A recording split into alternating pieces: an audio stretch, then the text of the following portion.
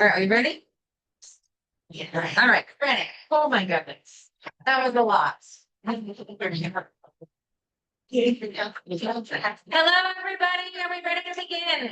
Yeah. Can we start? You can start. Thank you so much. I appreciate you. Let me do my intro. All right, everybody. So today, Will Cole will be talking to us. He graduated from both Penn State University and Virginia Tech. He's from Greensboro, North Carolina. He has 3 kids. He lives in Glenver. He's worked for the Salem RidgeYaks for 5 years, and he is president of the Sports Field Manager Association. Everyone, please welcome Will. Put this microphone on. Can anybody hear? Can everybody hear me? Yeah. I don't really. I'm like a walker and talker. I speak a lot, so also the click. So I guess I'll just tell you next. Oh, sorry, Frankie. Why is it electrical? Well, let's see. Okay, sorry. Technical. Still alive, still moving. Yeah, we'll see how Virginia Tech likes. Oh, it's maybe she's not on pointing. She's going to the PowerPoint. Oh, it's here we go. Maybe now try the clicker. Do it again. Yeah. There you go. All right. So like she said, I graduated from Penn State. I'm originally from Greensboro, North Carolina. 3 kids, all age range. And my wife's from Maryland, so we go from Maryland a lot. I actually started my career in England. So I graduated and then went over to England, lived in London for a while, started in soccer, hated the food, hated the women. And so I came back to the States, worked for the Baltimore O's as an internship, and then have kind of like bounced all over. Sports turf managers don't like staying in one spot. Your feet start to burn. So you kind of move on.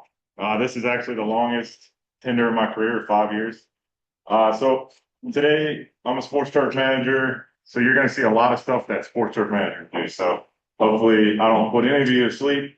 All of these videos, pictures, a lot of these are from Salem Memorial Ballpark, which is where I currently work, and River's Edge Sports Complex, which I worked there for 3 years, 2020 during the World's End, and to 2023.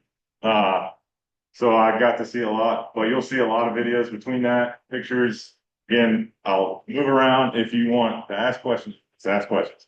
You don't have to wait until the end, I promise. All right, everybody's been here, right? I mean, it's been around since 1995. If you're from here, you've probably been there. So we are Kentucky Bluegrass base. Our surface, so the outfield, now I should show you a picture. The outfield is about 10 years old. And in sports turf world, that's very old. We like to replace our surface 5 to 6 years. So we'll come in, we'll phrase mow, and again, I'll show you all this. But I've been there for 5 years. Salem RidgeYaks, formerly Salem Red Sox. I'll be more than willing to answer any of those questions if you want to know why. Trust me, I know. So the big thing that we do in sports turf is cultivation. Everybody know what cultivation is? The turf? No, master gardeners here. I like to grow my tomatoes, but that's about all I can grow. Grass too. Well, grass, yes. But outside of grass, Right, sure. so cultivation, grass needs oxygen, water, sunlight, fertilizer, et cetera, et cetera. We all know what that needs. So cultivation is like my favorite thing. So I'm a maintenance guy. Don't ask me what chemicals I use and what the active ingredients are. They change every year. My turf program changes every year. So I might be a little slower on this, but if you have any questions on this, I'll be messaged. All right, so solid time aeration. So we actually have three different types of equipment here. So this is actually what we currently have at the Yaks ballpark. So it's a little wall behind unit. We can put deep tines that can go about 8 inches deep.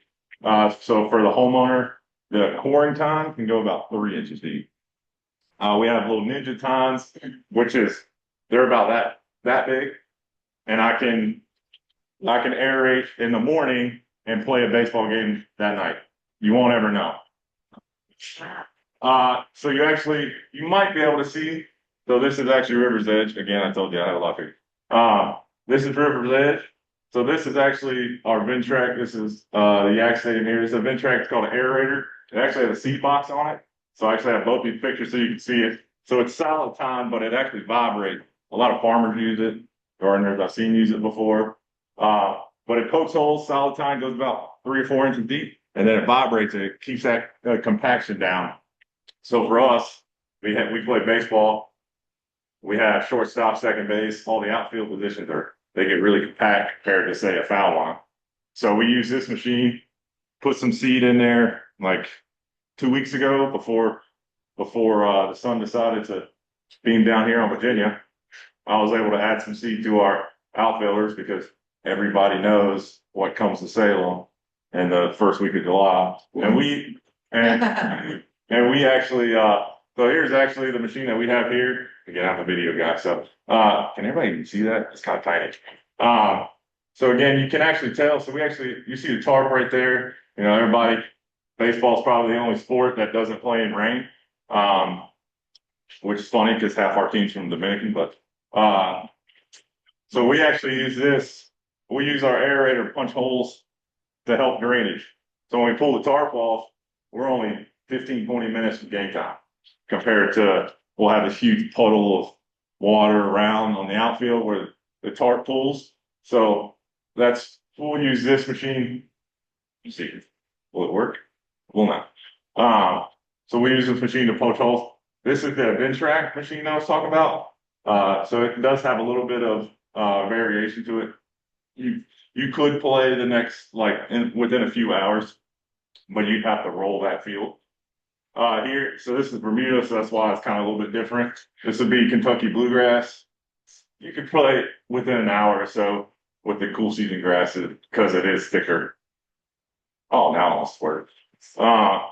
So again, that's the video that we use, and we're draining the water before we drain the tarp, because obviously there's probably 200-300 gallons, depending on how much it rains, of water on top of that tarp.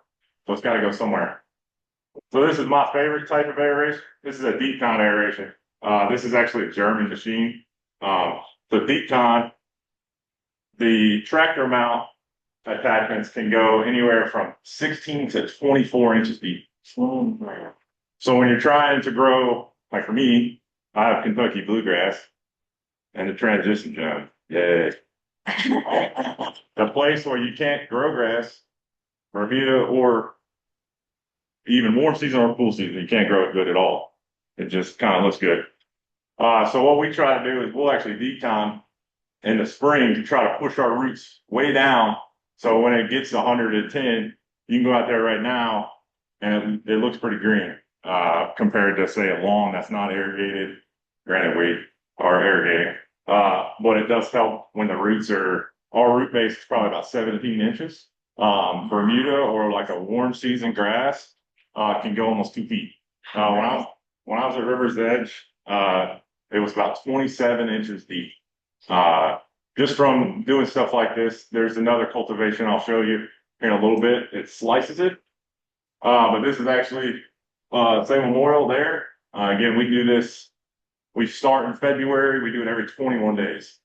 So from March to May, we'll do it every 21 days to help push those roots, to help with the drought that we're currently having. But then also, we do not touch or break the surface at all from mid-May to September when we overseed. So this is kind of like our last ditch effort, as you can see. So right here is about how deep we get. It's an irrigation flag that's 24 inches. We were getting about 12 there. Here's a green that you can see it on Bermuda. For bluegrass, we can play, or we can do an event, play soccer, baseball, softball, literally the next day. Bermuda, or like a golf green. Anybody that plays golf hates seeing those holes. It's damn hot. So they usually roll it, they'll mow it. So when you have warm season, it's a little slightly different. As you can see, like warm season, cool season, there's benefits to both when we're cultivating. All right, everybody knows what this is, right? The goose poop. is what my kids call it. So this is core aeration. So usually what we're doing this is in the fall, right? Unless you got Bermuda, which I don't think anybody here have Bermuda lawn. You got Bermuda lawn? Oh yeah, that's what I'm talking about. So, so with Bermuda, like for us in sports fields, we're punching holes right now. So we're actually pulling the plugs, top dressing, total opposite of pool season, right? So Kentucky bluegrass, we are usually about mid-September. We do it twice. So I overseed, and then I seed bank also in the spring. So if you're wondering where the seed population goes, it's in our farm. So what this does is help get oxygen, pull some of that organic matter out. And again, a lot of homeowners do this. True Green Varsity, US Lawn, they all do it. So this is like the most simple way of doing it. Do it a few times a year or once, maybe 2 times a year as a homeowner, and you'd be great. Just to help that root zone. There's also different ways of doing it. Probably everybody's seen this at Tractor Supply. And then this is what we actually use, the tractor mounted unit. We can do our 2.5 acres in about 2 hours, which is pretty good, but the spacing is a lot tighter. So we can get a lot more holes punched, to where this is, you're basically kind of stuck and fixed what you get. Is there a slope to a baseball field? Is it dead flat? It is not dead flat. So there's actually a slope. So you kind of run uphill just a tiny bit, right? So the outfield slopes down and the infield is 0%. So the only flat part of the field is the grass on the infield. The dirt is slightly sloped so it drains in the outfield that slopes down. So verticutting. We've tested this. Virginia Tech actually came out and we tested it. I don't think it went well with pool season, but as you can see, this is Vineyard. Everybody know Vineyard Park in Benton. So this is verticutting. So a lot of thatch builds up in Bermuda. Bermuda is very thatchy. As you can tell, there's a huge difference. And I have this picture up here because you can see the big difference. Bermuda, bluegrass. There's a huge difference in the thatch build up here. I always recommend doing this once or twice a year. Even if you have a Bermuda lawn, my guy right here. I lived in Matthews County, which is way out east of Virginia, and we all had Bermuda yards. I will say mine was the nicest one. Actually, if you go by my house right now, I have the worst yard in the neighborhood because I do this for a living and I really don't want to do this anymore. But yeah, so verticutting. One thing with Bermuda and Kentucky bluegrass, they both grow sideways. They both have stolons that grow sideways. Bermuda doesn't grow up, which is why they can cut it super, super short, like on greens or even in sports fields. The World Cup's a great example of that. They are mowing currently at MetLife, which is where the final will be, at 0.5. So that's a half an inch. And so for us, the Bermuda we cut down, which is, again, it does grow up, but it always grows out sideways first. Kentucky bluegrass kind of has the same characteristics. So it will grow out sideways. So that's why we verticut it. I'll disc cut it or slice it or Bowie time it with our little Waltheim unit because it does grow sideways as well as up. But that's why when you verticut or slice, it helps it kind of forces it to grow sideways. That way you get that thick lawn or sports field. There you go. So there's a picture of the thatch here. That's actually from Vineyard here also. So that kind of shows you the difference. I don't have a picture of the bluegrass. This is River's Edge. It doesn't look great, right? But this is actually when I first came in. They hired me in to redo it. It looked good for a year and then they stopped. So the verticutting, you can see the lines here. So what's going to happen is what we did was we verticutted it, we fertilized it, about 1 pound of nitrogen, and then it started growing. So all these drain lines that you see from construction grew in about probably a month. So it does promote the sideways growth there. All right. So Roto Knife. Again, these are some of the newer technologies of sports turf. You're probably never going to see these at home. You might not, but so Roto Knife is verticutting without all the patches. So verticutting, you got to cut it, and you got to clean it up. Well, roto knifing does the same thing without all the cleanup. Same benefits as verticutting. It doesn't take a lot of the thatch out. It does a little bit, as you can see. But here's the same tractor that was at Vineyard. And there you go. There's no cleanup. You can literally do that, have the same benefits of verticutting. As you can see, I'm a research guy, so we did one field roto knife, other field verticutting. So it does promote sideways growth. And we actually did pretty well there. Here's the big boy, the Shockwave. So this looks like a 1980 slasher movie. These blades are probably about that long. And they go into a circle, they slice. This is in River's Edge here. The fun fact is I wish I had taken the picture about 6 inches from there, because these go about anywhere from 8 inches deep to 36 inches deep. So we were able to go 24 inches deep, 36. Our irrigation was set at 30 inches. So at this point, the force of this machine would literally just rip those irrigation lines right up. So what happens if you don't know your soil, like I didn't? Got hired at River's Edge to rebuild it, make it look pretty for Iron Man, and didn't know the soil, didn't know what was in it. Y'all probably knew well before I did that there used to be a football stadium there. Yeah. We brought up some concrete from that football stadium that they left behind. So that's how powerful this machine is. So if you don't know your surface like I did, and that's how I found out there used to be Victory Stadium there. Had no idea. So this is phrase mowing. So I kind of talked about this a little bit. Again, if I'm going too fast, I'll slow down. But so phrase mowing. This is a sports turf only golf course is starting to bring it in. They're actually making some smaller units for yards. So what this does is all these teeth bring it up. So you can set it out to 1/10 of an inch all the way down to 3 inches.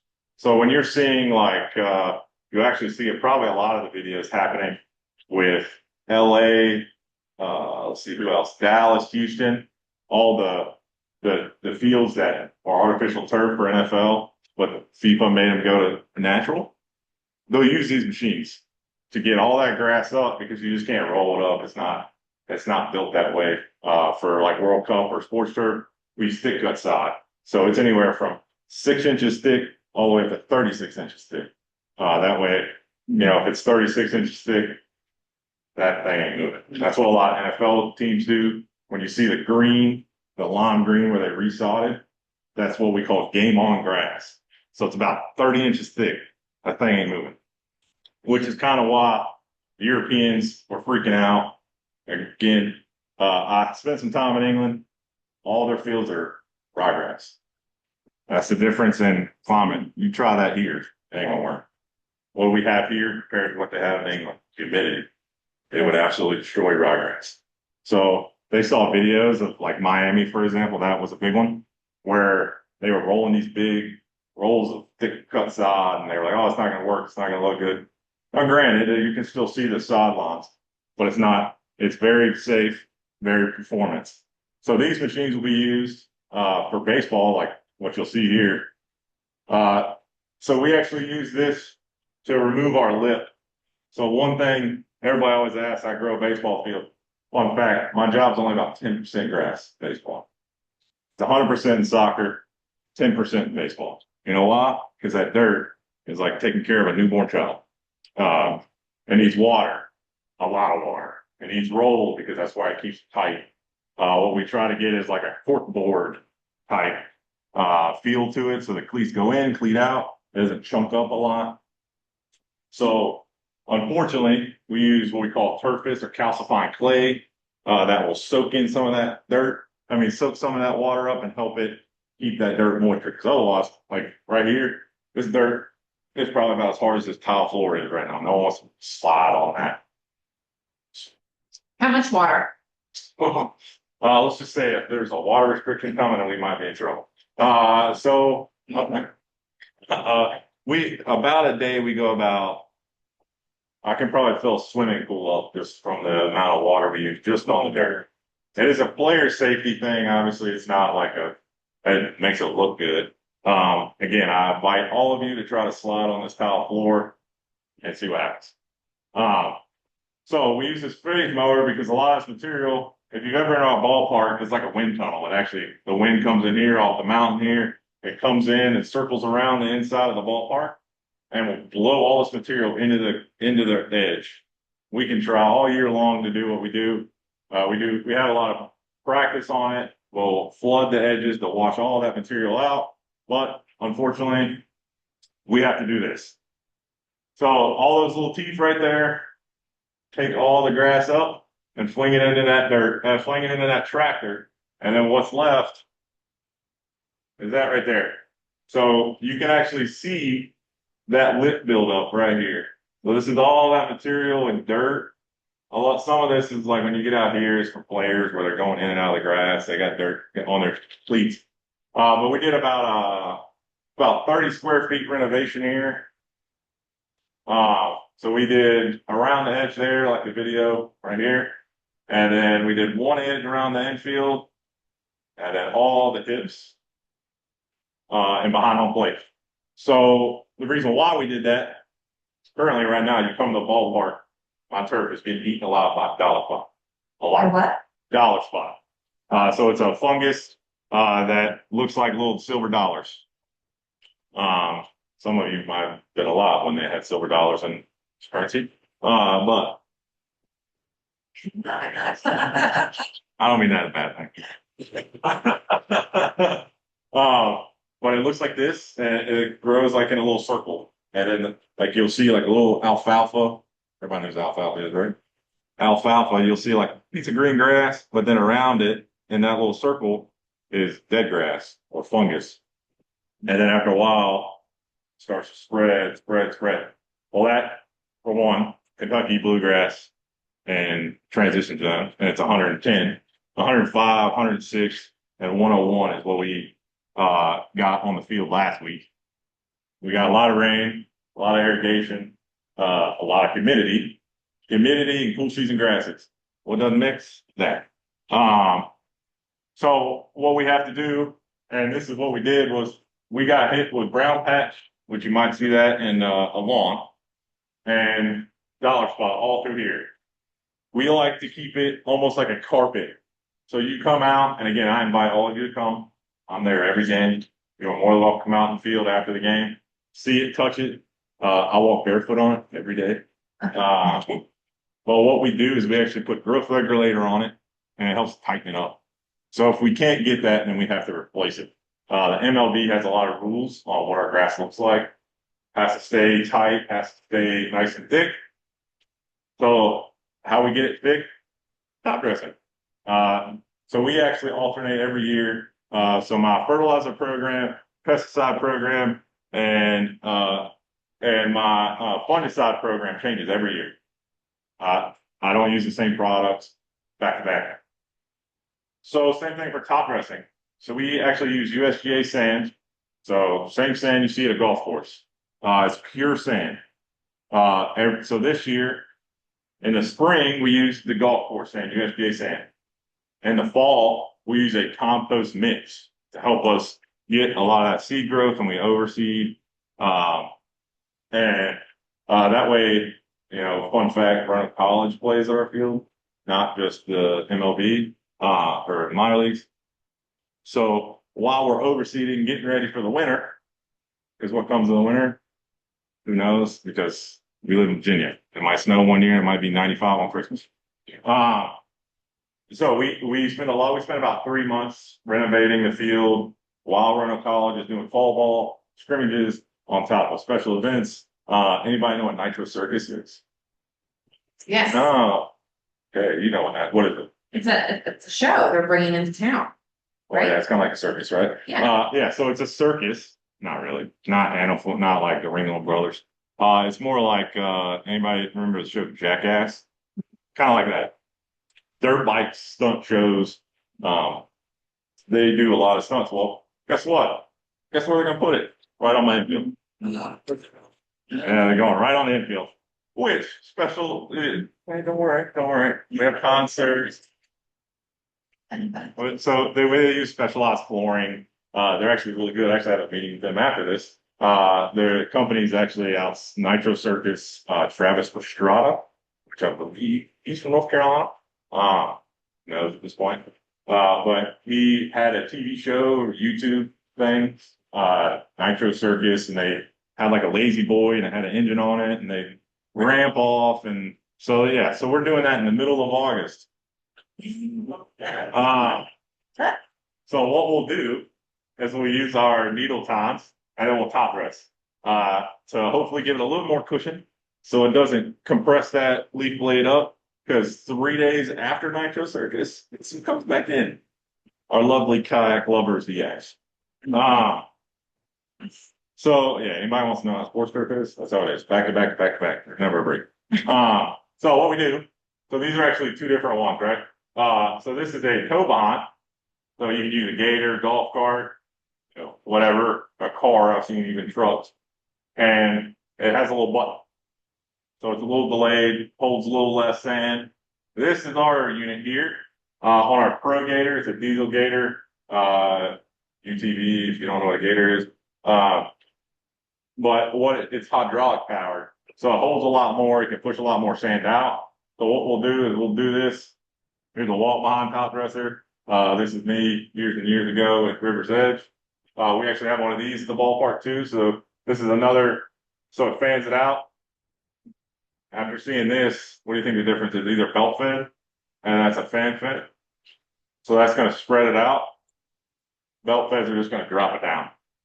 So we'll use a mixture of these two right before concerts, right before our Nitro Circus event, to give it a little bit of cushion. Because again, we're doing this in August. Don't ask me why. I didn't ask for it. Yep. So this is completely USGA sand. So what we'll do, for example, for like a lawn. Maybe my review guy knows. Maybe he's one of those YouTube stars. You never know. Well, you use that sand to level it out, right? So what we do is we actually put that sand down in like our low areas, and then we'll top dress, and then we'll seed over top of it, and then we'll drag it all in, and then it gives it that nice luscious look. But then any of the low spots, any of the ball divots. Granted, we're not a golf course, but baseball cleats do kind of the same thing. We have divots everywhere. My poor high school kids that work with me part-time, that's what they get to do after the game every day. But this will help. And then put seed over top of it, drag it all in, put her to bed. Our playing height is 1 inch. And then during the winter, we get it up to 5.5 inches. Oh. To let it grow completely in. So this is another fun little thing. This is the last slide of my slideshow here. I know I'm a little early, but so this is a drill and fill machine. This is actually in Louisville, Kentucky. The Salem RidgeYaks are owned by Diamond Baseball Holdings. You've probably heard of it. They're like the monopoly of minor league baseball. They went from owning one team to now 50, and they just went in front of Congress to get more. There's 120 minor league teams. So if you're wondering, they own almost majority of the minor league teams. So the cool thing about what I do is I get to travel. So this is Louisville, Kentucky. I don't know if you can see it because the picture's so small, but this is all organic layer. Anybody know what happens to turf and organic layer when you have it really thick? What happens when it rains? It doesn't drain. Well, when it doesn't drain for a baseball field, we lose. Think about it. So Louisville's a AAA ball club. We're a single A ball club. Friday night we get probably about $500,000-$600,000. They get almost $1 million. Well, if they lose, say, a firework night because they can't get the water off the field, that's a lot of money they lose, right? You only get a certain amount of Fridays. For us, there's 11 Fridays on the season. So if you take one of those out, say like a Tuesday, we're lucky to make 125 because who wants to come on Tuesday night and watch baseball? But a Friday, we have fireworks. There's always kids face painting. My kids love it. There's always giveaways. Everybody loves bobbleheads or any koozies, whatever giveaway we give. So how we look at it, a drill and fill. So this was actually something that got invented in Wales, UK, on a golf course. This was actually one of the very first times we documented it. on a sports field. For one, it goes extremely slow. And in this video, you'll see it. So those drill bits are actually from Lowe's. You can do this at home. We actually do this at the field. Get a drill into your lawn, pull up all that organic matter, Carbide tip. and then what it does, it fills in. That's kiln dry sand. So if it gets wet, it doesn't work. Sheen hates it. So you're doing a pass, as you can see, that's a double pass. So he passes, goes about 2 inches, and then passes again. Well, imagine that on a 2.5 acre baseball field. It took us a week and a half to get it. But what happens is, as you can see by the profile picture here, so you see the hole here, it makes it a pretty rough. You can't go out and play on it or whatever the next day. This was during the off season. But what it does is, you see all the organic matter there, you can really see it there. But all that fresh sand will help push those roots down. So one thing that I always like about this, this is 419 Bermuda. They're extremely old school with Bermuda. They have Patriot 419. Those in sports turf are pretty outdated because of the seed heads. You have to mow it. If you don't mow it, it's going to look like crap. So one of the things I love, the grass always finds a way. The famous, was it the Jurassic Park? Life always finds a way. Well, this grass here, that's about 12-inch root right there. Can't really tell. But it actually found its way down into the profile that had good sand. So what was happening is years and years and years, the head groundskeeper, anybody that's been to Louisville, Kentucky, there's a river that runs right there, right? So instead of getting USGA sand that's filtered, that's great for grass, gardening, they got the river sand. What's in river sand? A lot of organic matter. So that's what happened. So fast forward to this year, it rained and it drained properly, beautifully. They haven't lost any games. They lost 12 games last year from it. So this is actually, that drill and fill is kind of like a short-term type of fix, I would say, because eventually they'll have to replace their field, their complete drainage. That ballpark opened up a week after September 11th. So it was a great time to open up, but they haven't replaced any of the field or anything since then. So it's about 25, 26 years old now. So I remember. Yeah. So when you replace the field. Yep. I'll be moving on. We are going, yeah. So what I showed you there, that's only a half an inch. So that basically is what we call a cut and lay. So we'll cut that out and then lay it down, and that's it. When we do a full renovation, we're going 50 inches deep. 50. Yep. We're going 40 to 50. Granted, 40 to 50. So we're doing drainage, base layer, root zone, then sod. So there's a lot to it when we do irrigation. There's a lot to it when we completely redo a field. For example, that right there cost us $30,000 to do. A complete field renovation is $3.1 billion.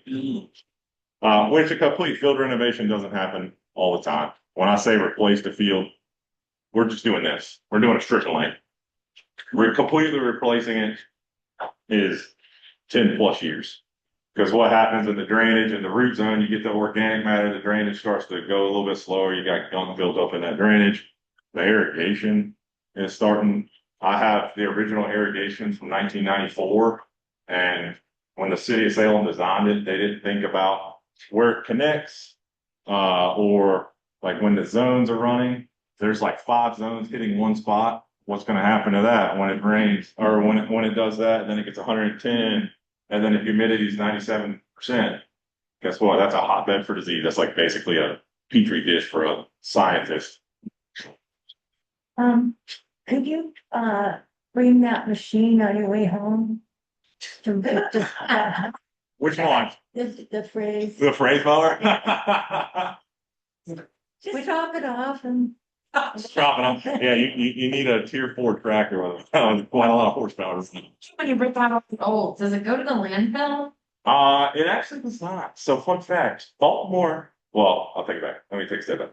Baltimore used to have a tomato garden in center field. Nicole Surrey, who now was there from 2007 to actually this year, she famously retired to go work for the agricultural department in the state of Maryland. She had a ginormous tomato garden right in center field, behind the wall, obviously not on playing surface. So she used it as compost. We did the same thing, and then so this was in the fall and the spring. I posted it on Facebook Marketplace, free compost. You'd be surprised how many people came and got that. So yeah, that's what we do. It doesn't, a lot of the times, some places you don't have that. We're lucky enough to have room so I can have when we phrase mowed that 20,000 square feet, it filled this room. That's how big the pile is. So you can imagine how much taking it to the dump costs. Yeah. So we try to do what we can. Some fields, like the Charlotte Knights, for example, they host the ACC tournament every year in Charlotte, North Carolina, or every other year with Durham. Well, Durham and Charlotte, they strip and lay, and they constantly, year round, play on thick cut sod. They don't really do much. They have a very simple fertilizer program because they know within a year, see you later, alligator, and they're going to have a new surface because of the ACC tournament. So when they take it out, if anybody's ever been to Charlotte, where their baseball stadium is, it's being targeted by the MLB for the new expansion team because it's literally in downtown Charlotte. It's extremely hard to get deliveries for materials, dirt, whatever they need. So you can imagine a pile that's the size of an 18-wheeler, about as tall as an 18-wheeler, about to fill this room. And that's only 20,000 square feet. I have 2 3/4 acre on just with Salem. Theirs is 2.5. But you can just do the math on that one. And it's pretty tough to find a compost pile that's big. So, any other questions? You mentioned that the park you with rain, what's park? How does that, Yeah. So, let me look back. doesn't that kill the grass in the rain? Well, I'm glad I actually have this video, so you might be able to see it. Maybe see it. So this is a tube right here. Might be a little hard to see. There's the tarp tube where we roll the tube up. You might see it on the side. And so we actually roll that thing out. And on our bin track machine, we use to poke holes, solid holes.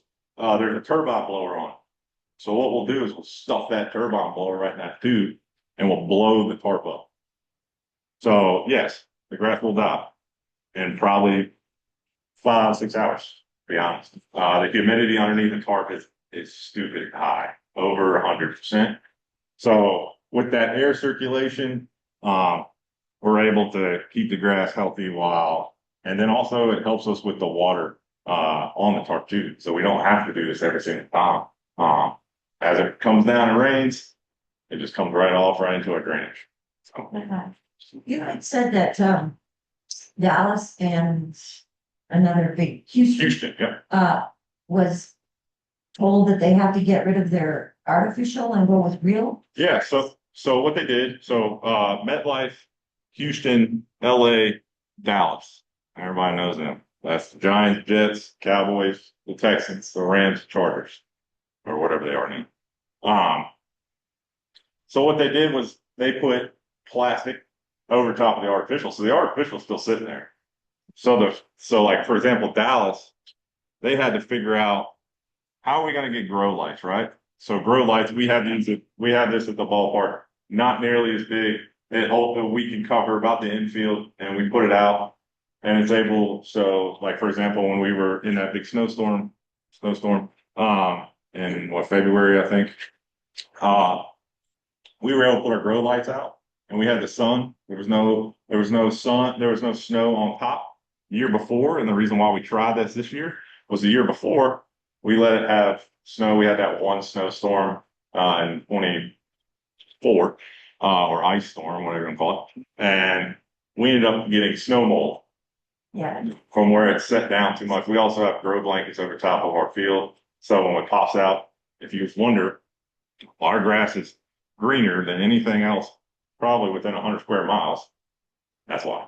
They do the same thing at Lane Stadium, grow blankets, same thing for vegetables. when it freezes or flowers. Put it over the turf, and it keeps the turf about 10 to 15 degrees warmer than it is outside. So we've actually done, Dr. Gurley from Virginia Tech came out last year or this year, and we actually measured the temperature on the turf blanket, under the turf blanket, 10 feet beside. The difference was insane. Under the turf blanket was about 20 degrees more. So our soil temps were sitting at about 55 degrees, which is perfect for Kentucky bluegrass. And we took it off in February before Roanoke College started their season.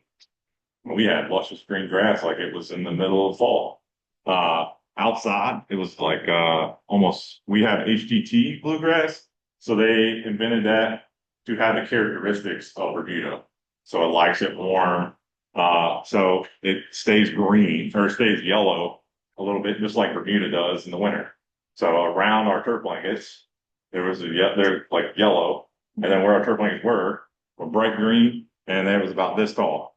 So yeah, that's why we. So they're leaving the fake grass there and just Yeah. putting. So yeah. So what they do? Sorry, get back on track here. So they plastic over top of the artificial, and then they'll put flooring over top of that.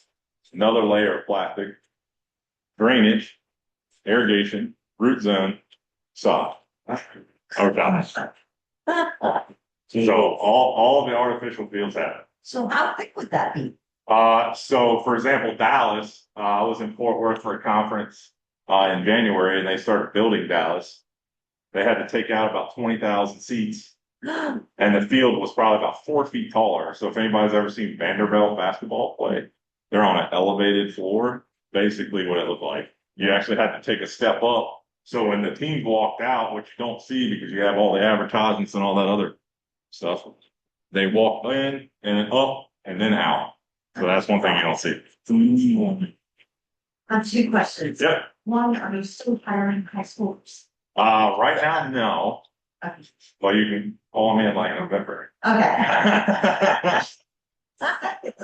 Okay. This is just a weird question. Yeah. When we moved here, my kids used to play at River's Edge all the time, Yeah. and then they made it all nice. They Yeah. yelled at the kids. They let them play there. And so we've always wondered for teenagers, why do they do that? And they keep it covered and they yell, but yeah, that's not a friendly place. And they're mean now.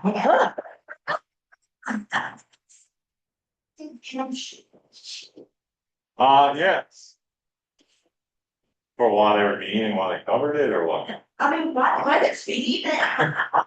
It's community friendly, yes, so they're making it all perfect, but not letting anyone in the community, especially the children who need an outlet from, I mean, it's better than we help some people doing it. So I'm not blaming, I'm just. Oh, no, I have a 13-year-old, so. Yeah, I know. All in front of the TV, I'm push him out. He plays for Glimmer Soccer, but you would never know because Yeah, when he's at home, he's in front of the TV. I know.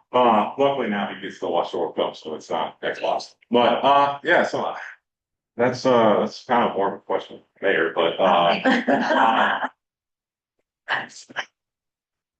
there's pros and cons of it. So you have to cover a field, definitely Bermuda, right? So when I say we live in the transition zone, I'm sure it's the same for vegetable garden. I'm not. Again, I can only grow tomatoes. My wife wants me to grow peppers and all that, and I kill them. So if anybody's got any tips? Bermuda's warm season, and that's what it is in River's Edge. So when they redid North Side, it was like where Liberty Stadium used to be, obviously. They redid that 2018, 2019, somewhere around there. And then COVID happened. They brought me in 21. I was there for 2 years. Maybe I was on yelling, but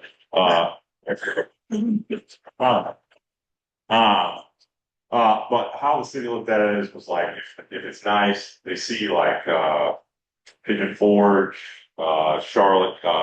They try to compare River's Edge to Bryant Park, Green, North Carolina. I grew up playing there, but it's a 200-acre soccer facility that brings in.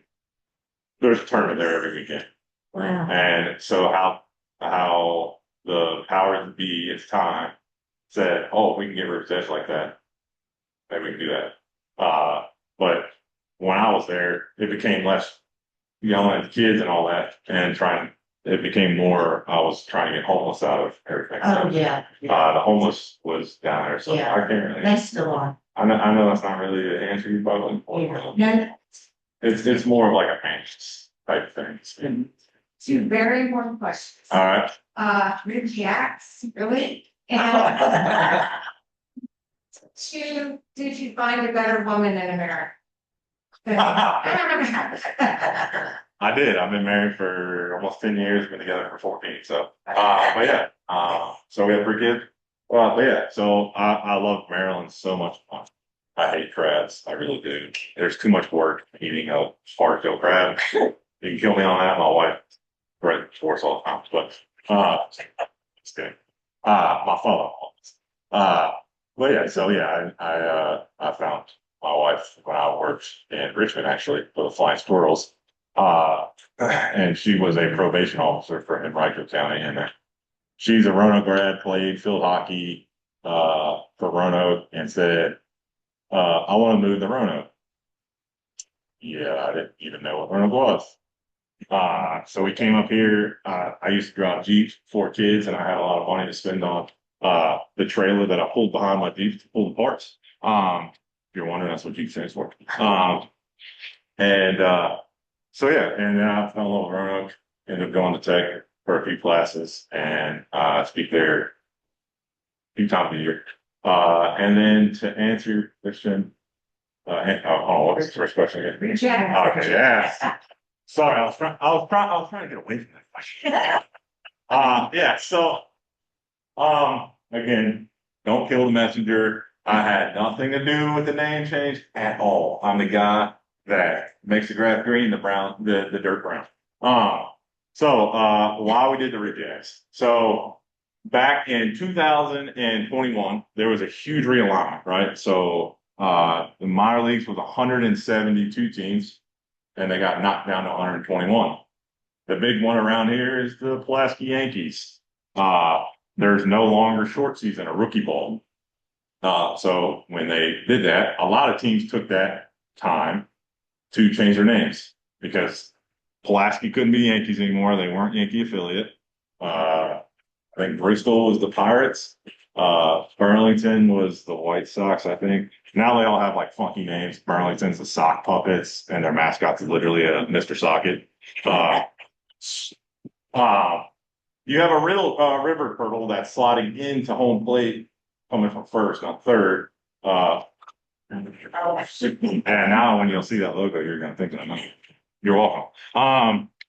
So back then they were like, all right, we gotta rebrand ourselves. Well, we got bought out by DBH. We were owned by Fenway.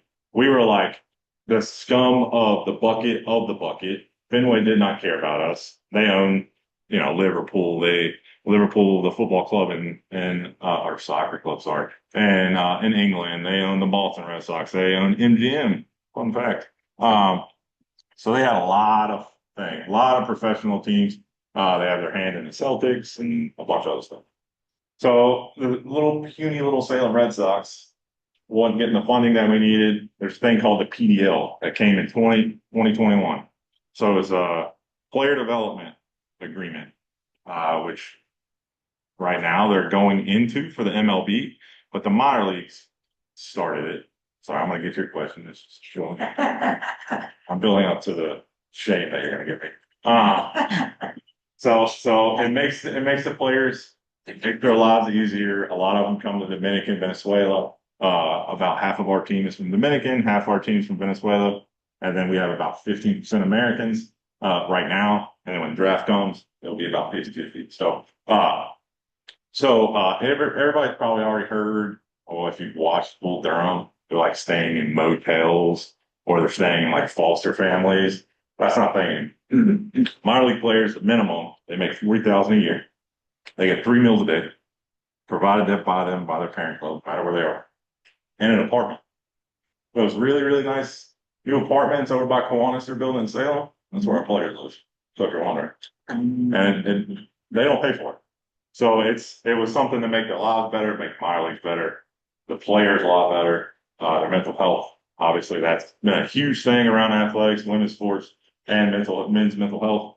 So they figured, all right, well, we can room them all together. They can be in one spot, they can be with their teammates compared to like where they are now. Like Pulaski still does foster parents, because they're a college league, they're not affiliated. Um, they're kind of like all over the place, right? So now they're all as a team. They all get to hang out. They all get to go to Valley View Mall. The Americans love Valley View Mall. I don't know why.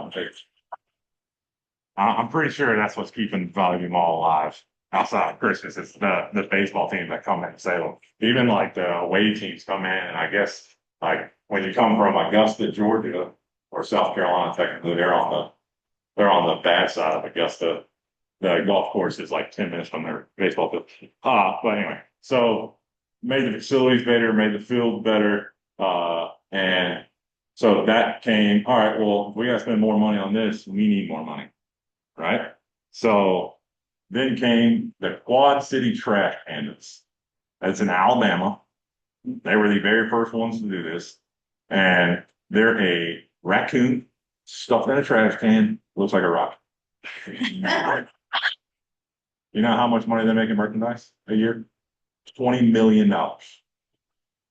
They have a warehouse outside of the stadium just to house their merchandise. Yeah, everything's about money, right? Everything's about money. So teams started doing it. The MLB also was like, hey, there are a lot of teams with our major league affiliate with the minor league affiliate. Oklahoma City Dodgers, big one, right? That's a huge one. They were the Oklahoma City Dodgers for like the 90s. Well, they changed their name because the MLB said, hey, at OKC, you can charge $70 for your jersey. And LA, we're going to charge $200-$300. So you can just do the profit margin on that one. And hopefully this is not before they get me in trouble, but we'll find out. And so guess what? Guess what the Salem Red Sox had on their white jerseys that were every Tuesday and Sunday? Red Sox. The only thing that was different was we had the hanging Sox logo that says Salem, Virginia under it. Well, the MLB is getting to a point where they're like, hey, we see the trash pandas. We see the Jacksonville jumbo shrimp. The big one, because I worked for them at the time, was the Richmond Flying Squirrels. Ain't no flying squirrel in Richmond. There's a yak closer to Salem, Virginia than there is to flying squirrels in Richmond.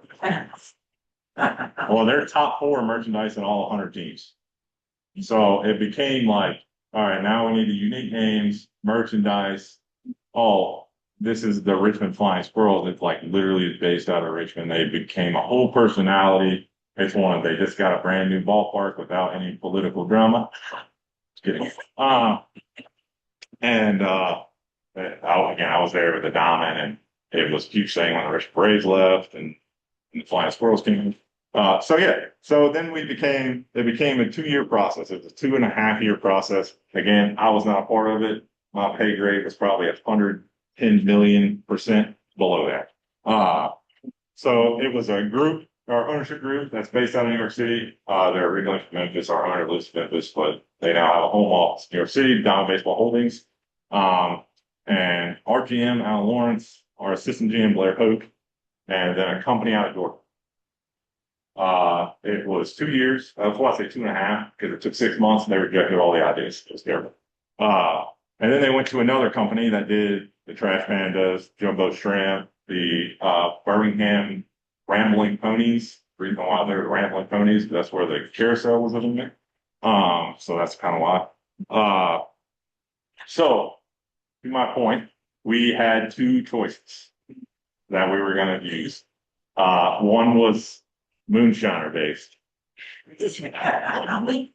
One was kayak based.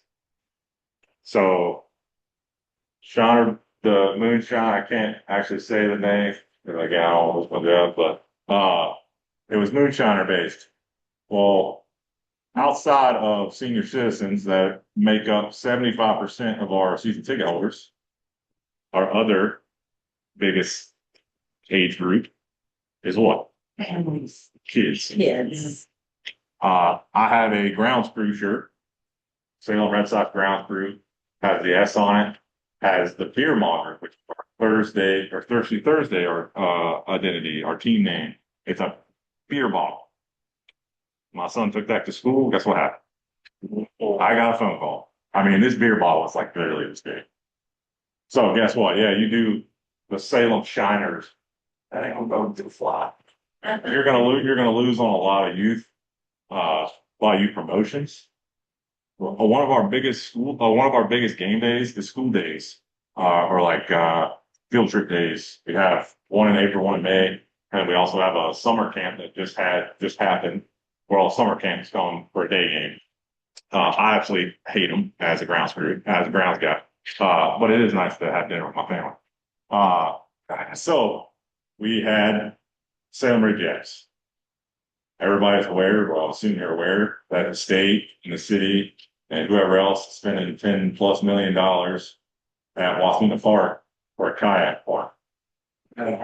Yeah. So we took a lot of what we heard from season ticket holder surveys to politician surveys to everything else under the sun, focus groups that I have no clue where they actually were focused at. But so they came up with the Salem RidgeYaks. The RidgeYaks, obviously, everybody wanted it to be the Blue Ridge. They wanted it to be Blue Ridge whatever, or the Blue Ridge Hellbenders. I think that was the one that like really took off. Well, those people, just wait until next year, I promise. We're gonna have an alternate ending with that, and it's gonna help the cause for the salamander, I guess. I need to educate myself on it, but yeah, we are gonna do the couple that did that. They went absolutely insane and had merchandise made of it and all that. Well, the name was already picked, so as cool as it was, in my opinion, it was not a choice.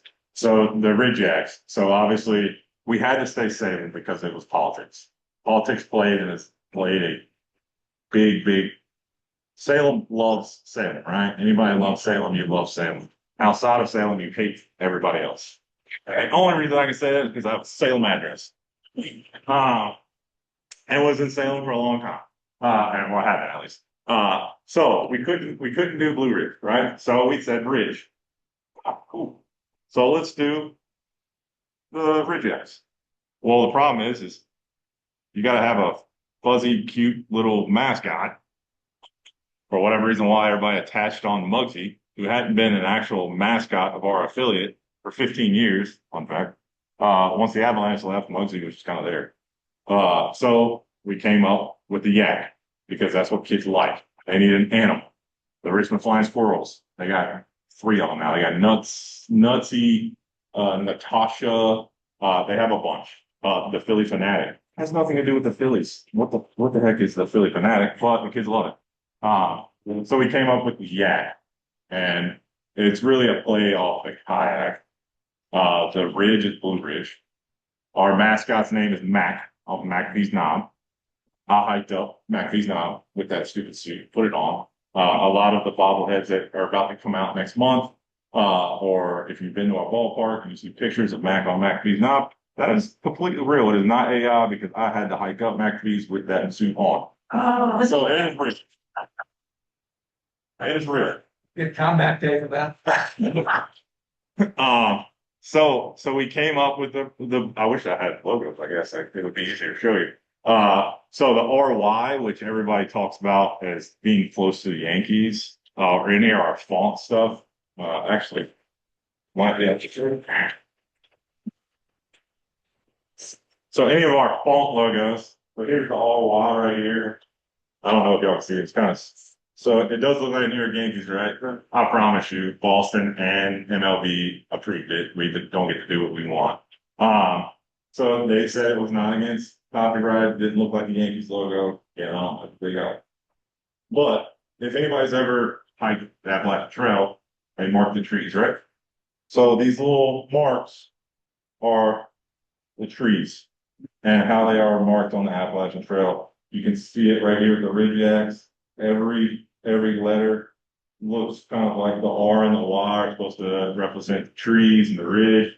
And then you have these little marks here, the marks of the Appalachian Trail. Again, it's on this one.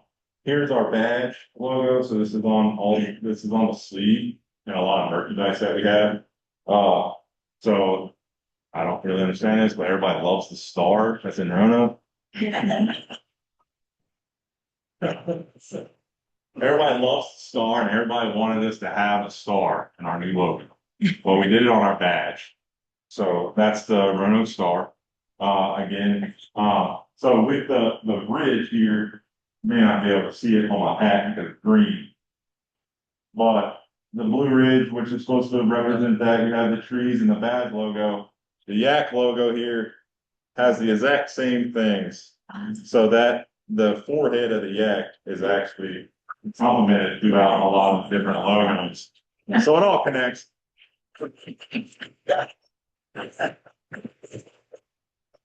Granted, was I a fan of the RidgeYaks at first? No. But it's grown on me. My kids love Mac. I was Mac for every Christmas parade in Roanoke, Salem, Benton. So if you see Mac on the kayak, that's me. And in minor league baseball, you just don't do groundskeeping. I'm also the special events director. So a lot of the Nitro Circus concerts, charity softball games, we do Lewis Gale and Brilliant every year. Guns and Hoses softball game that's coming up in August.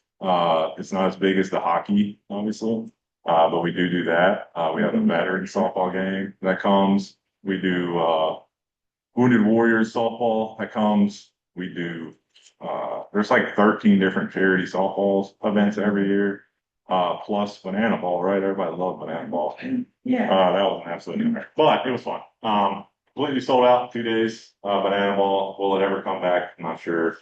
Well, that's one question. We were completely shocked that they picked old puny Salem, Virginia. When you look at the markets they were picking before, they had these new team names with the coconuts and the clowns. We were the smallest market. Well, Jesse Cole actually showed up and was at these games and loved Salem, Virginia. It also happened during the fair. Yay. And that was about, so the transportation, if anybody ever went to the game, I see your firefighter shirt there, so maybe you went. Maybe you were a sucker into that one. But so the transportation was like 6 to 8 months process. We found out in August that we were going to get the bananas. We announced it in October. Well, they announced it during their world tour thing that they do every October instead of bam. So in September, all the way until July, we talked because we had to get buses. We also had to fight the fair. And it was also Friday and Saturday at the fair. It's really the only time I ever see the fair popular is Friday and Saturday. So of course they picked up 2 days. So yeah, that was like an 8-month process. Jesse Cole loved the pictures that he did with his guys, the fair, the firefighters, announcers actually from Salem, so it worked out really well. Who knows? They might come back. Jackie Bradley Jr. just got inducted into the Salem Baseball Hall of Fame. If anybody ever wants to do that, that's actually in our stadium by our front office. A lot of greats have been have been inducted. Yeah, see, my presentation was like super short. I already knew the magic question. I could have spent an hour just on that. But yeah, so we'll see. Hopefully Banana Ball comes back. It was fun. I enjoyed it. My son got to do Hey Baby with the firefighters. And, he was in Matt Wolf's The Radio Clown barrel on coaching boxes as a dad. It was like the biggest thing, biggest like fun, exciting thing to be a part of. As a groundskeeper, it was not so fun, but it was fun. And hopefully we'll come back on. Thank you so much. Yeah.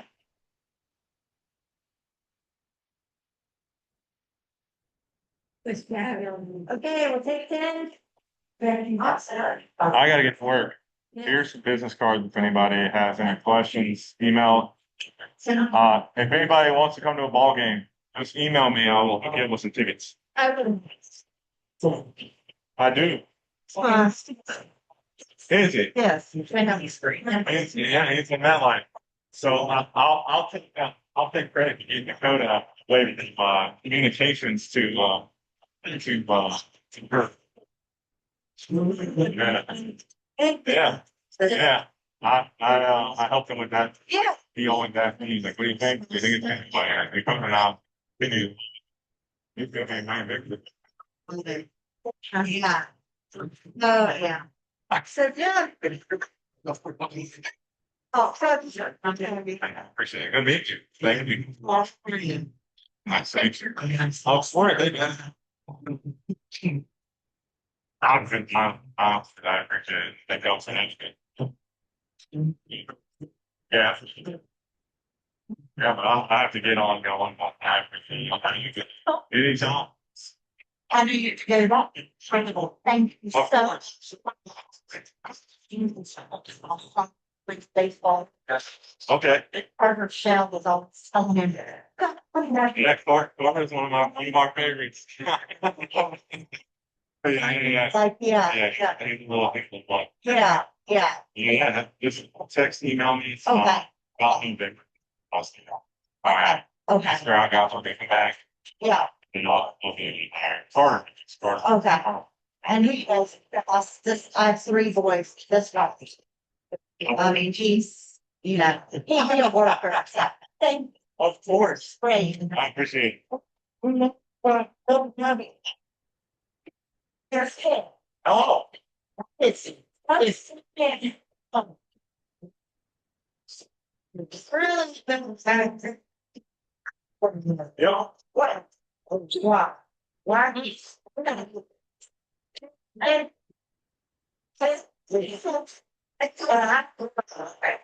well, with this I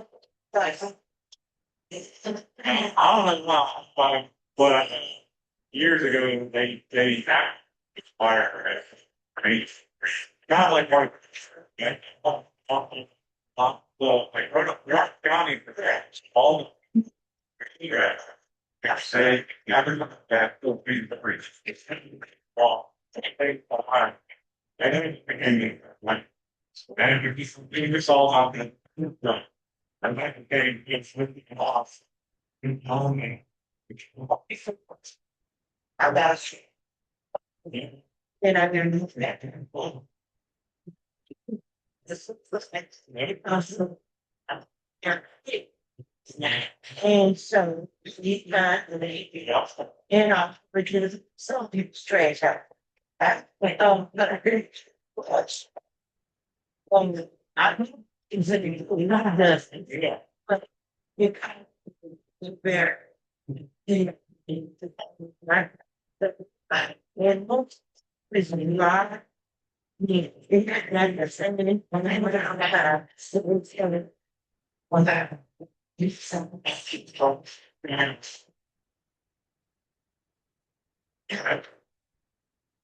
So fair, it's far. Yeah. And. Like, crap.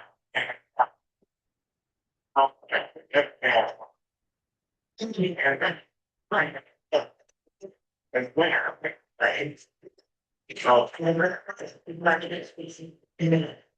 So I'll be.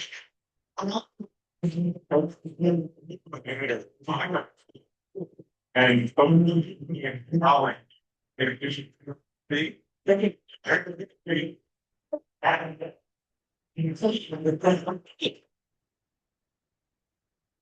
Yeah.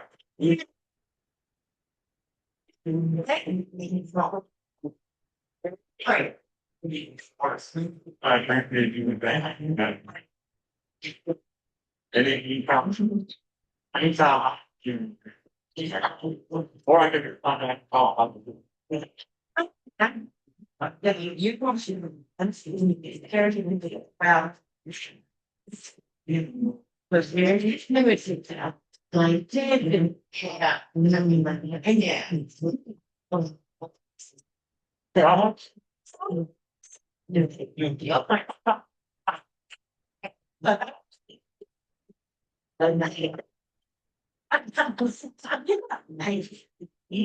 yeah. That. Yeah. Hey, good seeing you. Don't play. So how are you then? You know something else, is that okay? I'm just worried. And when see you with that question.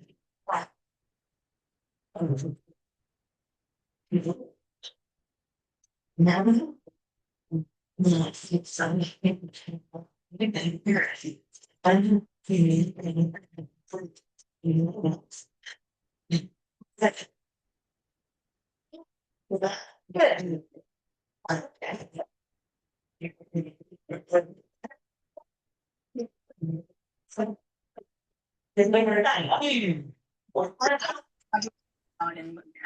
So it's.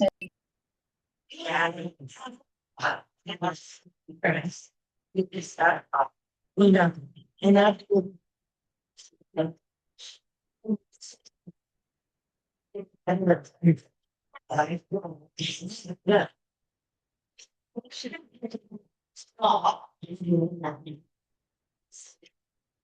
It's like.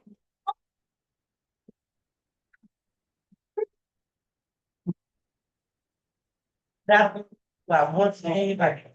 It's like. Being in the very, this thing you got. Figure out. I was scared of it. It's my.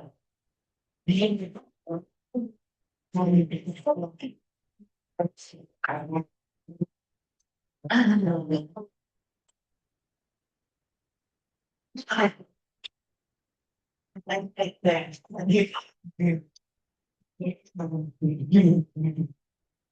We love our man. No, when you see them. Not be lost by. Move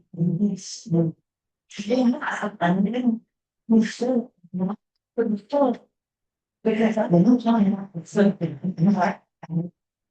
But exactly no, so, you know, today, road is, like, you go.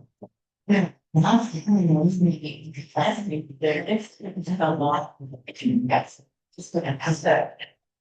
You know, she, yeah, strap, it's all hanging. Yeah, and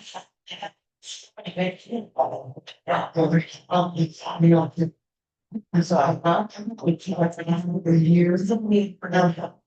You know, I have to go get down. I was like, Mama, I went, really bad to it. Look, you want to do this now. Really, and stress. One done. Yeah. Oh, God, this is this. Yes. Shit on our back. That's what you want to do. So that is that in the primary, let's read ownership and angles. Yeah. Yeah. Good work. I think I got some fashions. And then that. That's what's second. Smart. Not the one, you know, say. Yes. Yeah. That's right. So. Although the same thing that. Makes my, makes me like, wow, so bad. I heard it.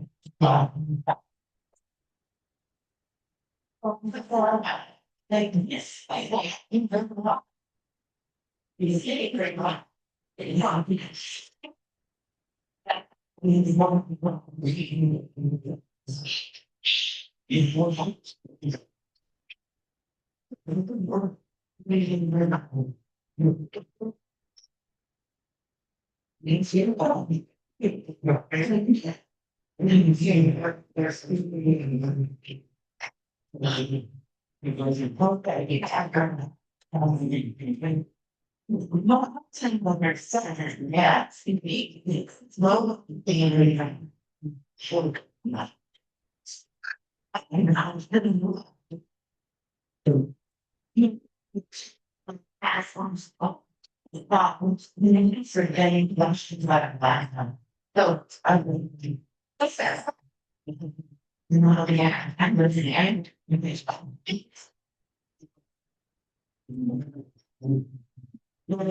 Thinking about, I think. Yeah, yeah. Yeah.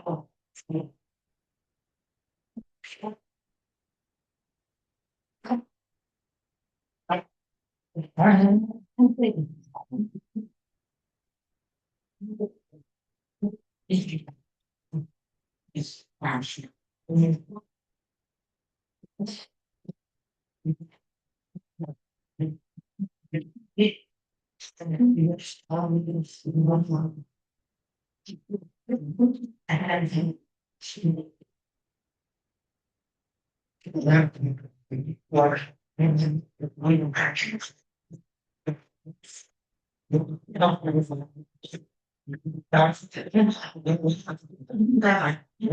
the easier. But I do that's you do look constantly. You know that. Maybe because it's correct. The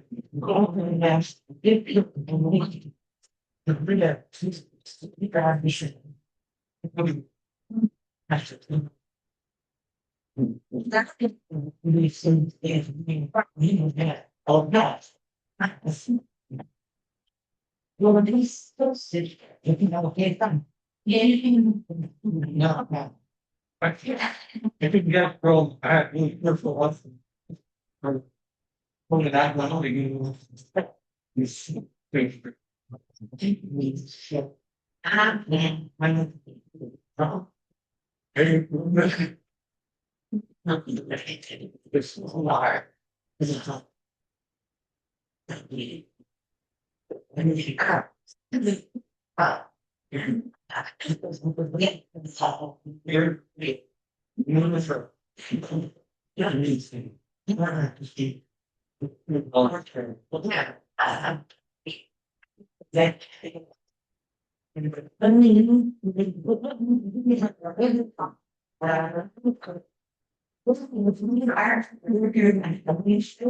So I think that she is active. I don't see. See, if what's in the base where it says it's not good, so another thing. And the money just spent on it because it's nothing compared to maintenance. Yeah. Yeah. You get there's not much. That's right. It's just like the good line. We go on and it's not this. Let's scratch up the floor, you know, then with the seeds about something she's next. Perfect cover. Okay, I'm going to. Anyone? Rain this, it's big week.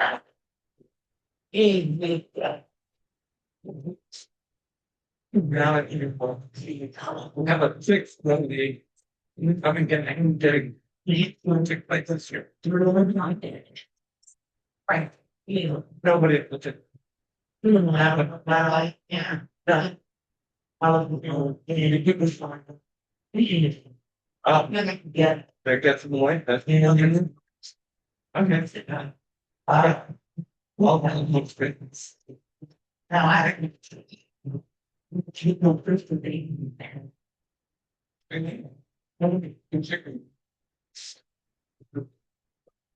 Great. That's so fun. Red awful. You're not here. Since Spidey works with rabbit food, the garden. I hope this was made fresh family.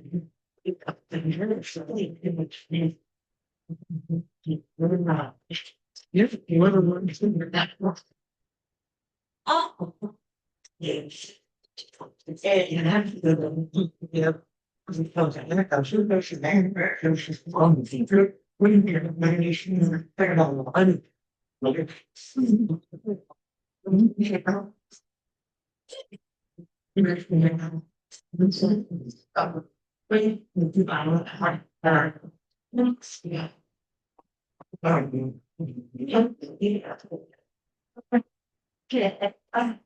Yeah.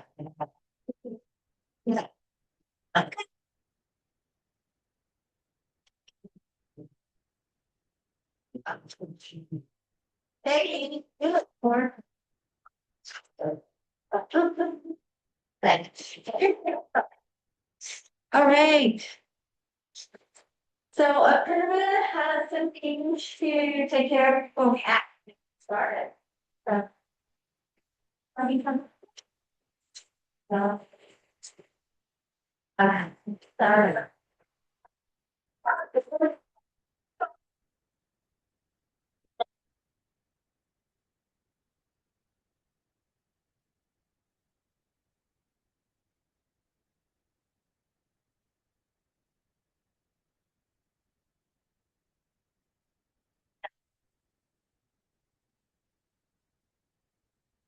Fine. So some of the hamster farmers have reached their milestone hours. I would like to start with Teresa. Oh, yeah, please come here.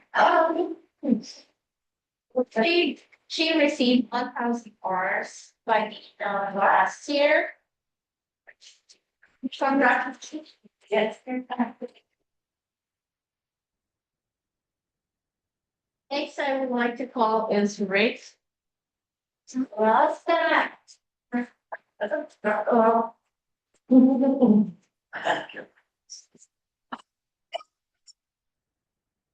He achieved his 500 hours. Nope.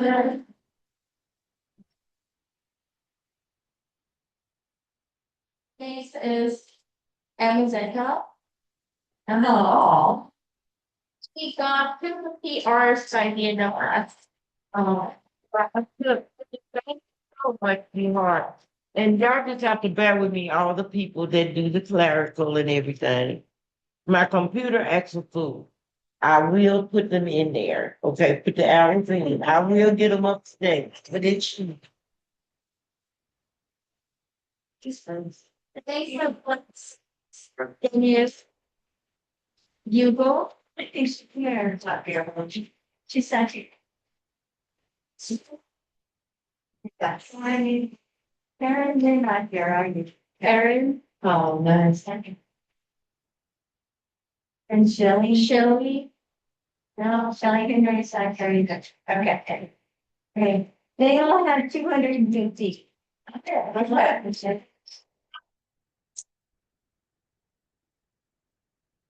Thank you, Herman. Do you have anything else that want to tell us? Yeah, before I leave, July 15th at 6 p.m. There's a Zoom meeting for the youth volunteer training. If you work with youth organs or youth in general, it is mandatory for everyone to have youth training done. It is an online meeting through Zoom at 6 p.m. on July 15th. I sent an email yesterday and I made an activity under the category so you can log in your hours. I'm not sure if it will be for 1 hour or 2 hours. I will make that change accordingly. But July 15th at 6 p.m.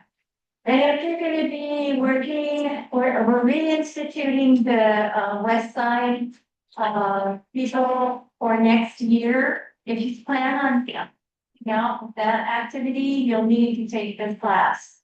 So, At 15th or 16th? 15, 1 class. That's the. No, we have to make a change for my, I'm not sure about that.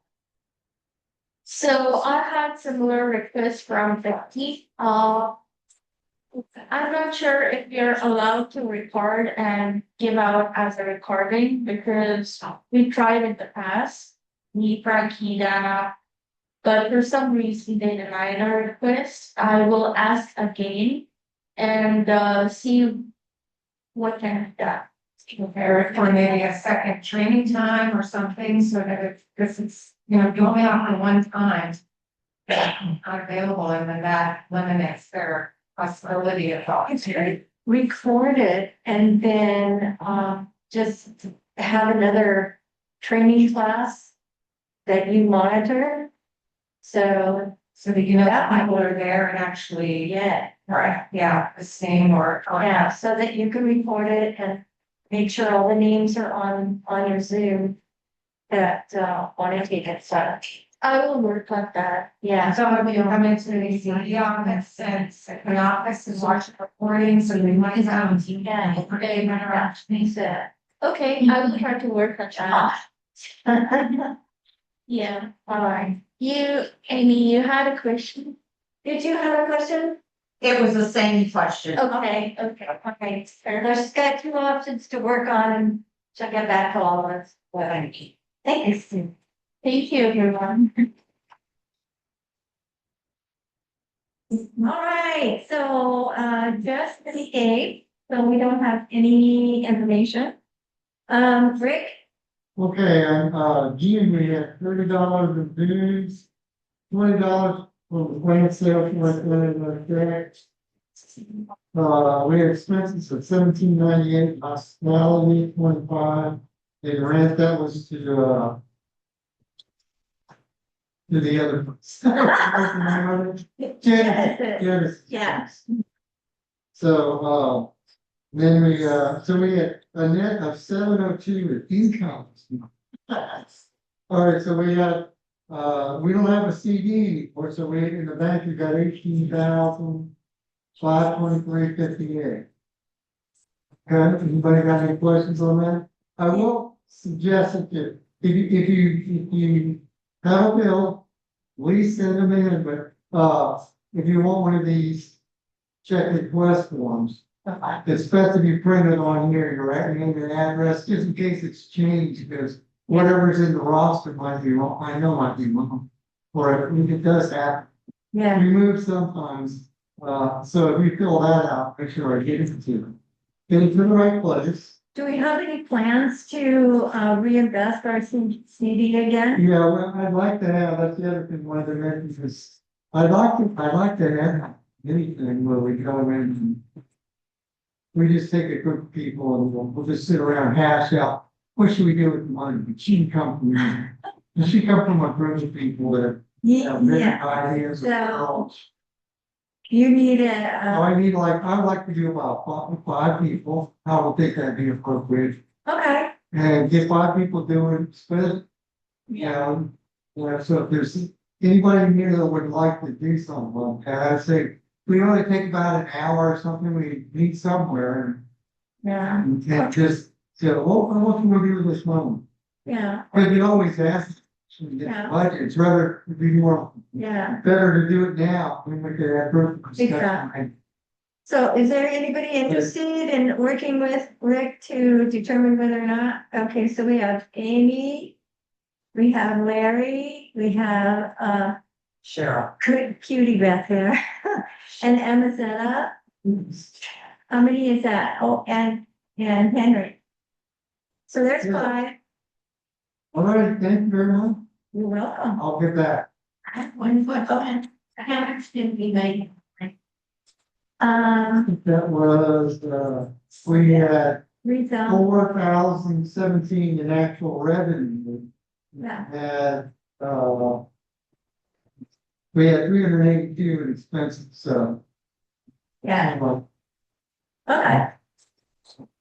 $3,800 or something. Not bad with the, Right, with the volume we had. yeah, exactly. We sold a lot. So I had, everybody saw there was the responses there. I'm not going to go over that because it's for the next person that handles the plant sales. But I do have one, a question was asked is why didn't we go to the co-op to get our plants? Well, it turns out that, Virginia Western, their plant sale didn't go very well and they had a lot left over. So we went there to pick all that up. and they gave it to us for like dirt cheap. So that was part of the expenses there, and, so we were helping out, a sister company, and, rather than spending it at the co-op, so that's why. And that's it. So, the prison thing seems to be taking off. Oh, wait a minute, we have, secretary. Does anybody have, problems with the June? Minutes? Any changes, updates? Nothing? Okay, so it passed as for what we have. Teresa, I sent a sympathy card to Gina Lothian, yeah, her sister-in-law passed, so yeah, thank you notify me of that. Oh.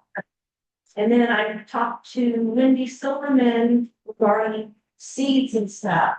I've checked back her office. oh, good, Heart Seed Company may not be an option for purchasing seeds in the future. But we do have an end last year, so I'll okay, go after August. We're pretty well stocked seeds, but I'm not sure. yeah, There's only half of one box that, box is just supply that gave us last year. So, yeah, we just need to be ready for the home show. yeah.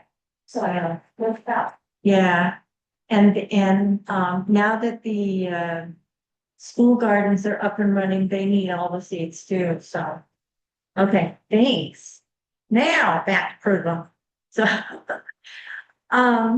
so, Donna and a pervert are going to the Prism meetings. And, so since it's really going well and lots of people are attending, we're gonna put that as a committee. So that way we can add all your names, and start putting in your hours for that. Okay, the Bee Festival at Elmwood Park. How are we doing on this event so far? Has anybody signed up? Nobody signed up? Come on. Really serious. Okay, I'll tell Jessica. And then, Apurva told you about the youth training. The Salem County Fair judging went terrific. I got to taste baked goods. You need a second opinion? Yes. So anyway, it was great, and thanks everybody who volunteered. So, then accessibility laws. This thing is tedious. Changing our website and updating it to accessibility. I literally worked on it for like 3 hours and only got through half of the whole page. So it takes a lot. So I'm gonna limit it to an hour a day. So at least I will get forward motion and eventually fix everything. Also, the calendar has to go away, the Google Calendar, because it doesn't allow for accessibility coding and alternate stuff to be put in. And, so Jessica and I looked at, the, Wild Ones website for their calendar, and we're going to adopt that. It's really nice. It just lists everything in date order, and sometimes a little picture, stuff that we can put on if we want. But it's simple, but at least we can put in the information, links if we have to. And so that's what we're going to do. So I'm removing the calendar probably this weekend is when I'll work on it. And if you have any questions. what is accessibility? I don't know that.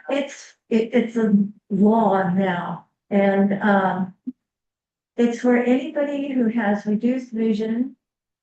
Like me with the cataracts, you should see how close I am to my computer. And, or blind or, hearing impaired, all that kind of stuff. Everybody needs to see it. If it's electronic, it has to conform to accessibility. So, Colorblind too? I'm sorry, Colorblind is part of it? I would think so. Oh, Yeah, I would think so. Yeah, because it has to cover everything. Because it's a national law, it's not just the state, so. Yeah, and it has to be up and running. Huh? Is it for any group or is it this law to apply to test? Who does the law apply to, like nonprofits or? Every government, if you have a website, if you have anything that's electronic going out to the public, you have to have it done. So the other issue that comes up is that we're not sure that the current, email, account that we have allows for accessibility coding. And, we're gonna be looking at that too. So we may have to change all of that, transfer everybody's names. We have like over 3,000 people that we sent this to. So it's quite, an endeavor to get that done. So, and then I have to teach, Kyla how to do this. So, gonna take a little bit. Frankie, is there any assistance from the state BCE office to help with this? Right, that was my question, like, 3 months ago. No. They even send out a subsequent, email that says, these are the things that you have to get done. Do it. Yeah, you don't think that I wanted us for a walk at the computer, so, I know. I was like, really?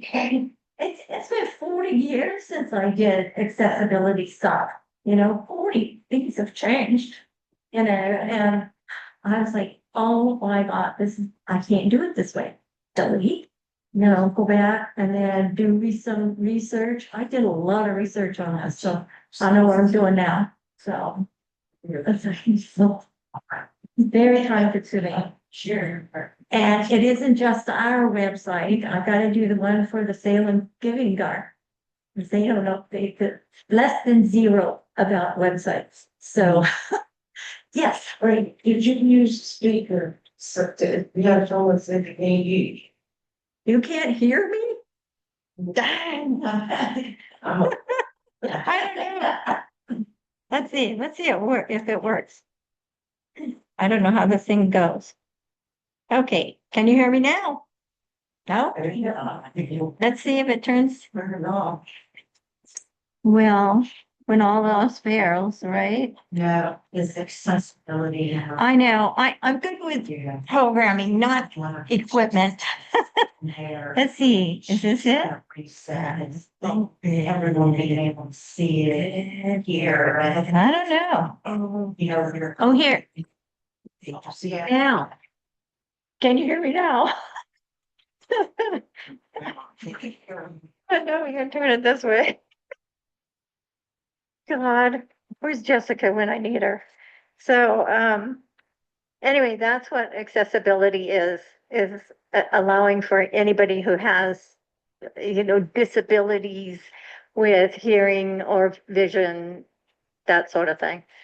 So it's a law and it's supposed to be done by, I think, the middle of 2027. So I gotta hurry. Okay. The next thing that has to stop right now is, VT does not want us to use any flyers that's embedded in like Facebook, is which we all use. And we can't, because you can't insert accessibility into that picture.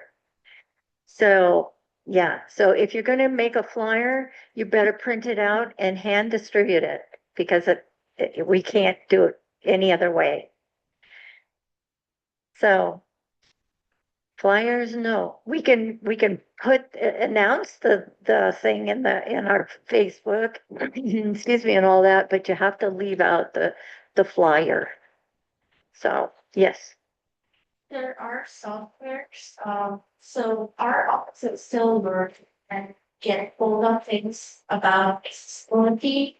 And there are a few softwares like Turfgrass where you can convert a poster to audio, but it's just a lot of work. And a lot.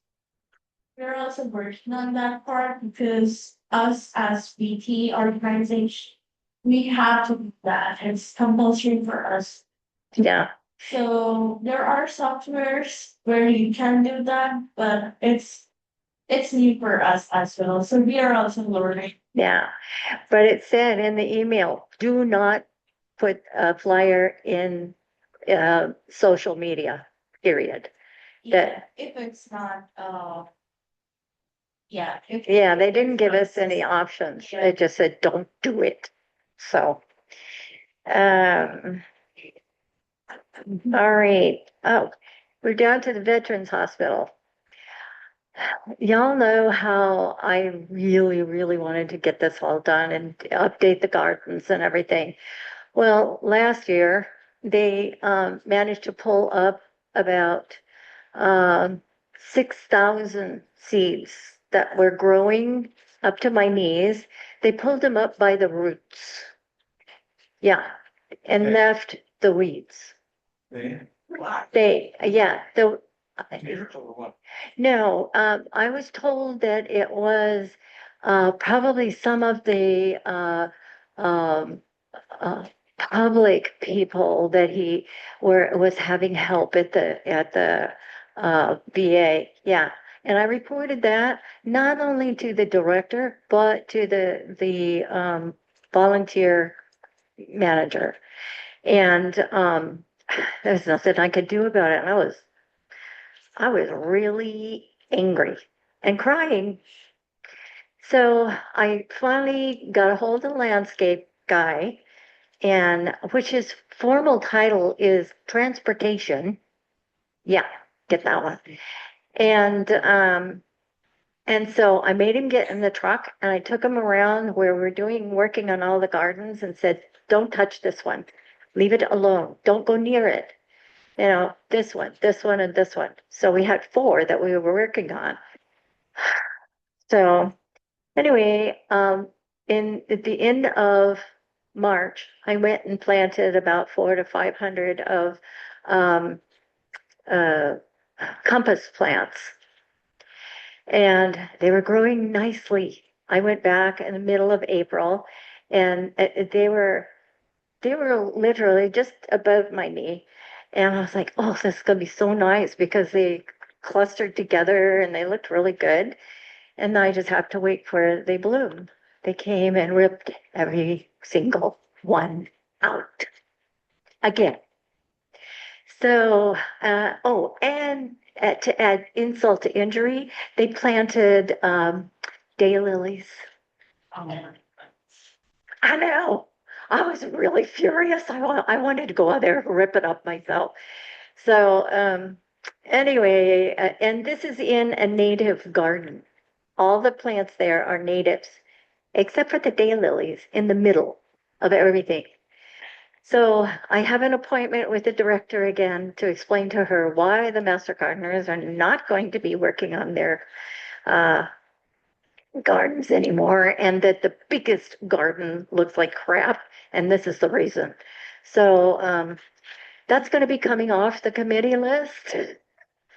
I just can't do it. I was so angry that I was ready to tell somebody I'm going to move the eagle out of there and put it on my front lawn. So, Brittany, yes. ever came us trying to work with the veterans to help them rejuvenate the big garden. It's not on the list of things to do. She doesn't have the funds for it. And, because we did talk about that when I was doing the presentation. And, she says it's just not in the cards. So, So did they adopt the bee program? no, they didn't adopt any program. There's nothing. Oh.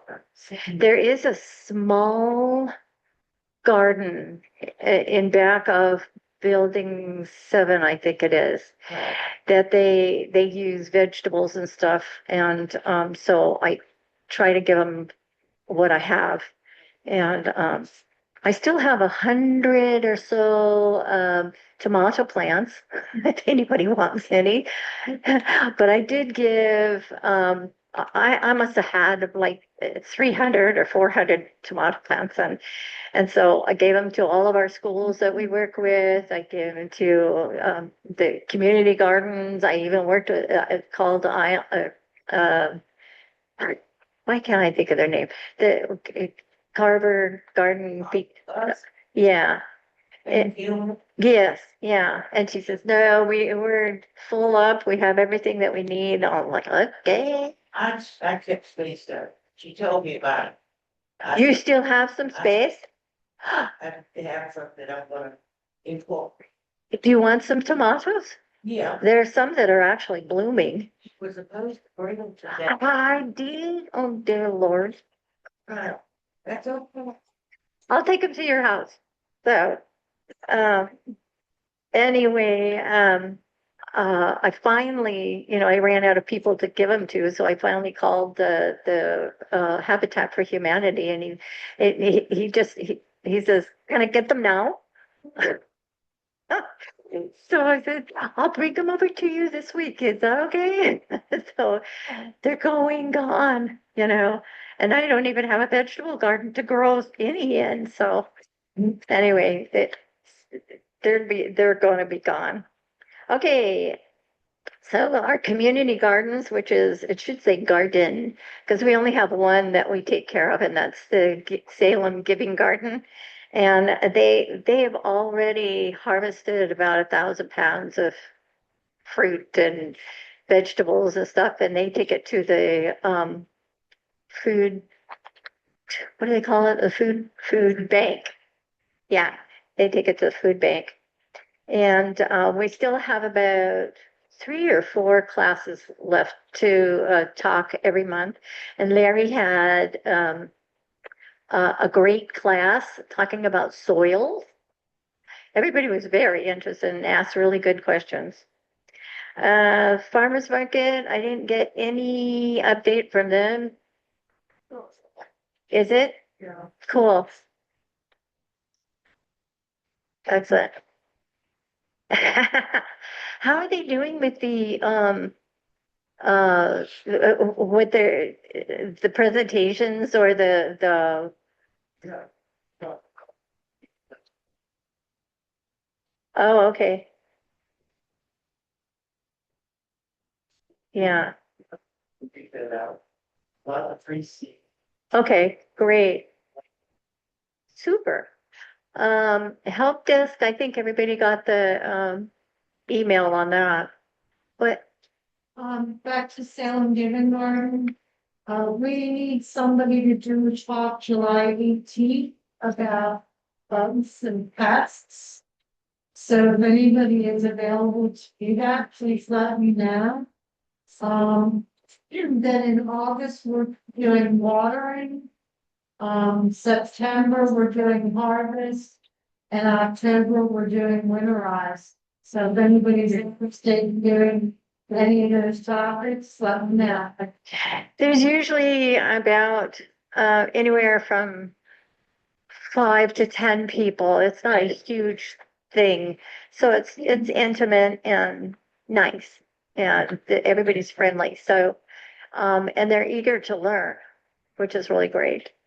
So anyway, and we really need to do this because the person that drafted this all up is Isaac from the city, and that runs the farmers market. Yeah, so he drafted all these classes up, so we kind of have to do it. And I'm not qualified. I did the first first one and Larry did the second one. And so the rest of them, I'm not qualified. So to talk about it. Anyway, yes, the help desk, you guys sent out the letter, the email. Yes, yeah. Was all the floors. And all of one bed covered, and we had, I had to sign up, yeah, you did. It's one day. We'll get somebody in there that day too. Okay, excellent. Okay, do we have any, like Brookdale or Catawba? Horticulture therapy? No. How about OLB? Teresa and I Yeah, have it for next Tuesday, okay, good. summer meet, Yes. fun. Yes, so everybody's welcome, you can do it 12:30, I'll put it on, Yeah. and you bring your flower, and from your garden. I was so surprised when I first started there. It's like fun. I mean, really fun. And so I like going. I do the paperwork, of course, but and they don't let me do any preparations with flowers and stuff or be creative because I'm not. So it works out real well. Okay, hospitality, nobody's talking about that. The 11th, we have a swim party, I think at noon at Jessica's house. And I'm making homemade ice cream if you want to bring toppings and our stuff to eat besides ice cream.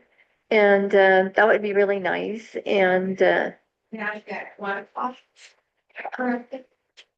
Party starts at 1. Yes. Uh, I think that's. I had 12, but 1 p.m., please. Okay. Yeah, yeah. yeah, it's the 11th. Oh, is she? 1 Oh, p.m., she did. please. Is it what? What did you say? On Zoom? 1 o'clock. Okay.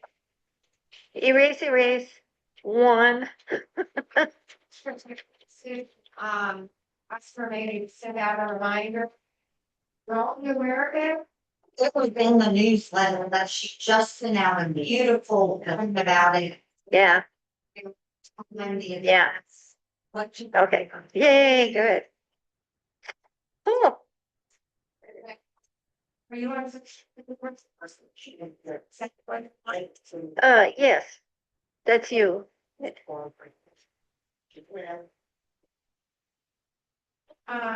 So I have been remiss contacting Chefs before set, but a few months I indicated that interested in maybe doing a tour and a meal up there at the restaurant. So I'm going to get in contact with them and look for maybe a fall visit there with the schooler. Yes.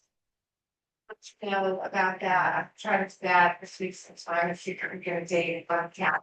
Oh, It's Saturday, if they have them, if not, I have to ride with somebody because there's no way I'm driving back. yeah.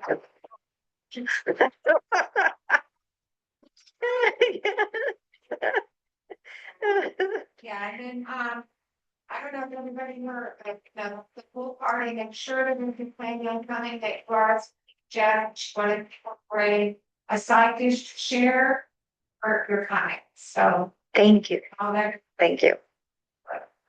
Okay, so I skipped hospitality. Do you have anything, Mavis? And So, yeah, not that I know of, everybody's happy, but, okay. and, Do you're you- not. Yeah.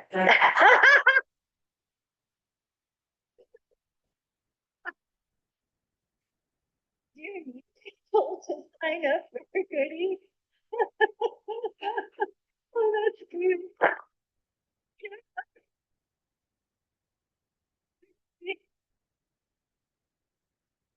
Great.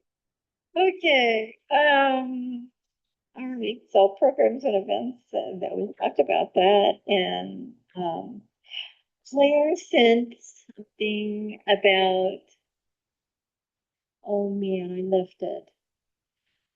She said that they were doing the cleaning of the maze, because it's overgrown, and,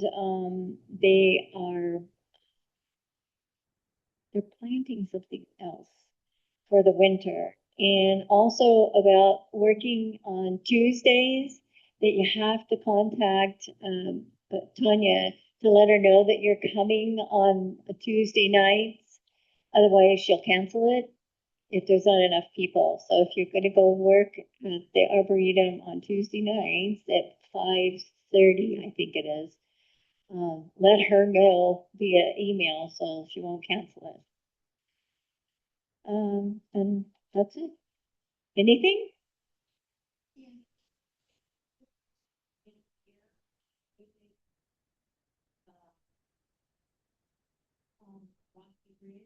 Uh-huh.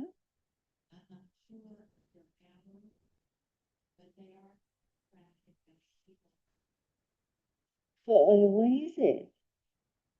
Of what?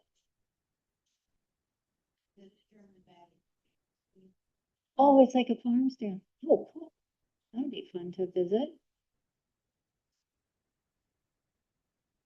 Yeah, we'll have to get the address so we can send it out to everybody. Really? Wow. Oh, okay.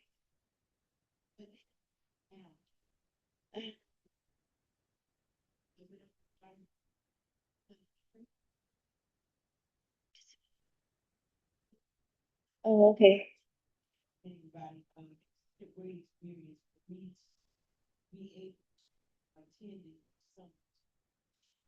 Oh, yes.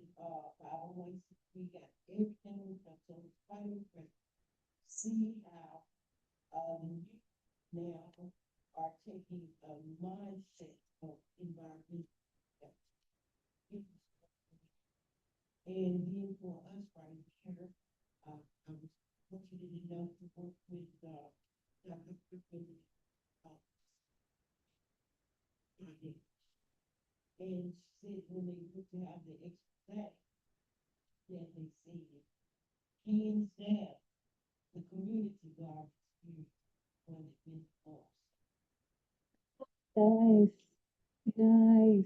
That's great. I'll pass that on. They'll appreciate that. Yeah. Like,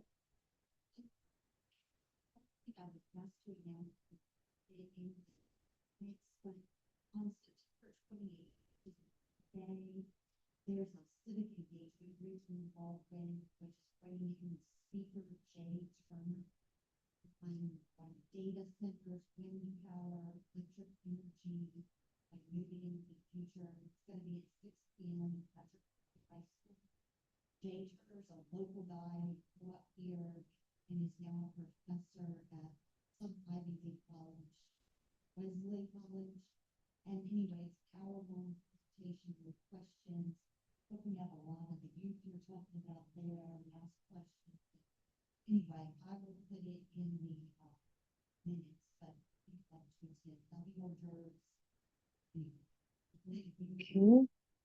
Yeah. Anybody else? Good to see Cindy here. I said it's so good to see you here.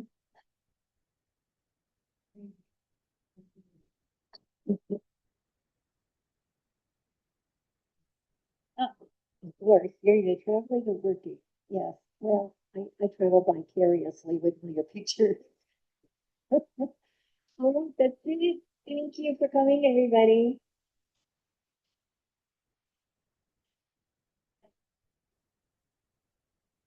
Wait, I gotta figure out how to do this.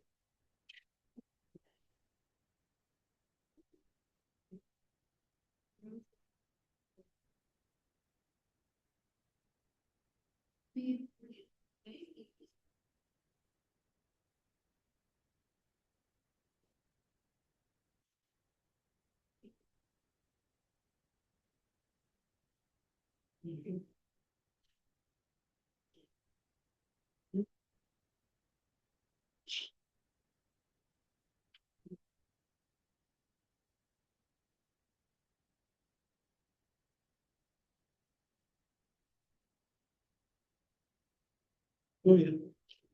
They don't have any politicians, but I think like it. Bridge. Since these Friday, saying the 6th, Saturday, 8th, and 5th. Yes. Would you know? It's really. It's not counting. It's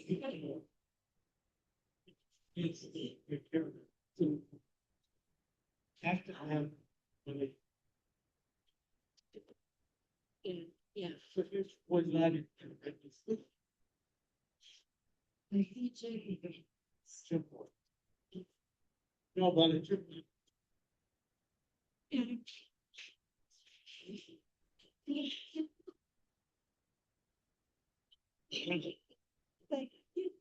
It's a real thing. This is good running.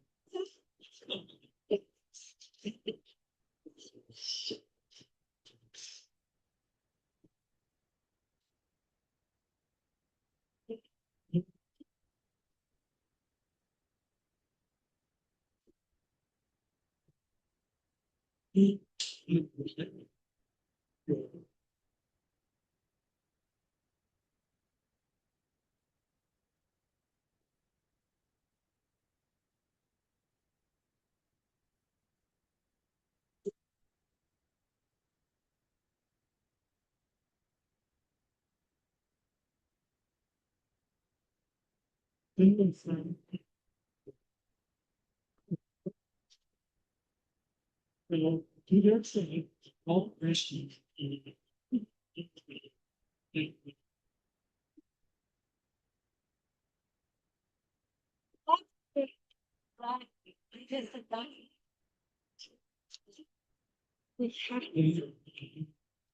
I'm excused.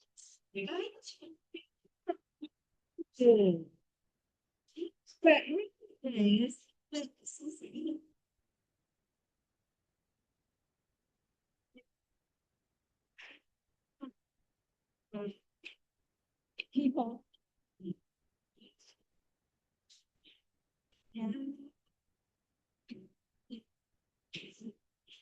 So that they can.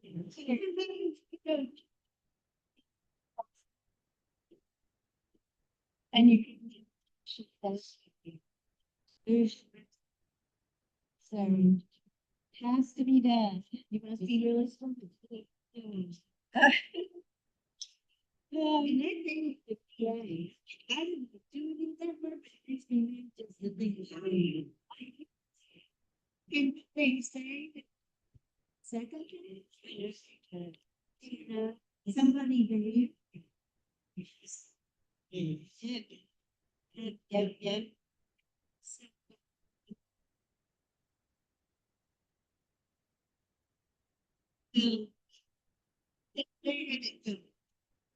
I can't believe they. Yeah, it is. You can go to.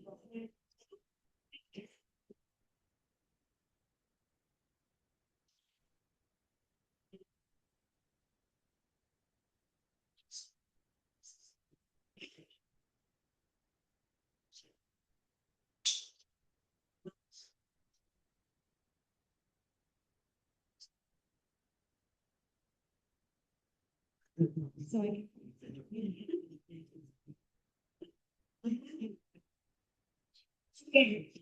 Yeah.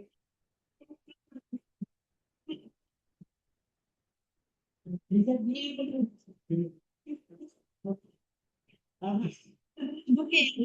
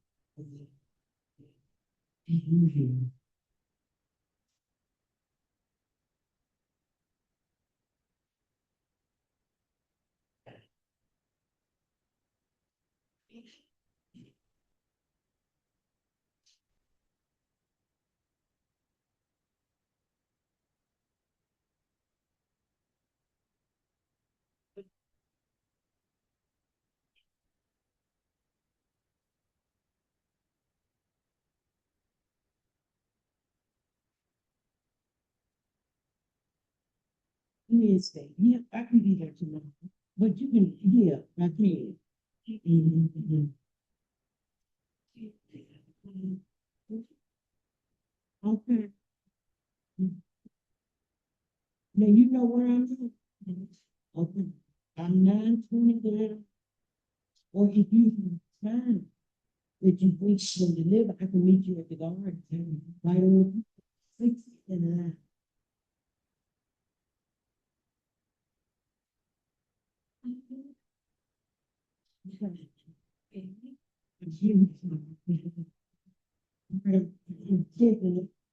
With a hot dog.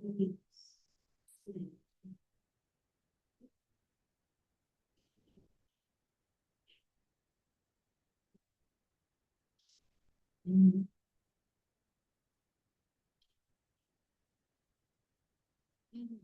9:20.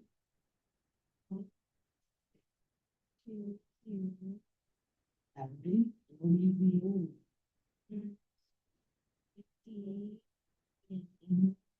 This street, and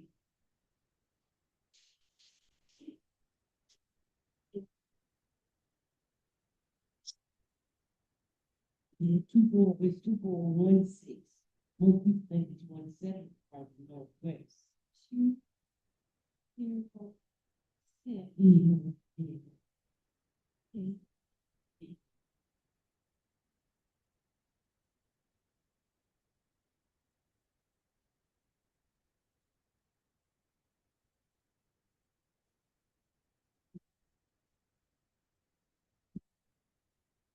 Mhm.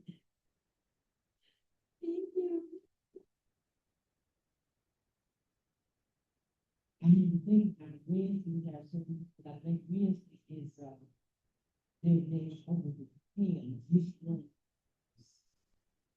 Well, it's you, thank you, you know, get the paper.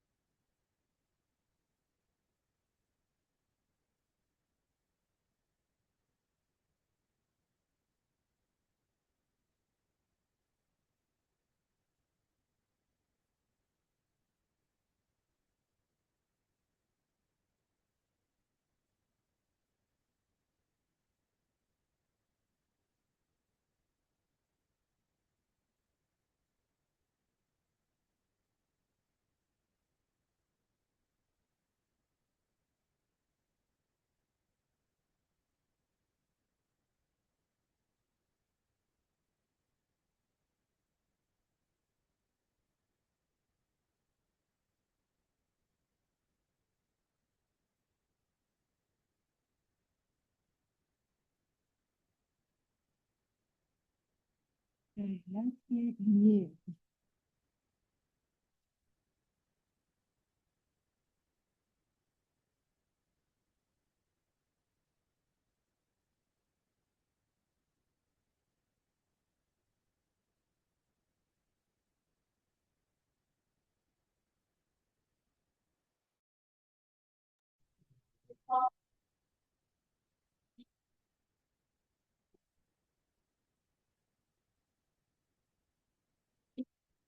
What? There's, it's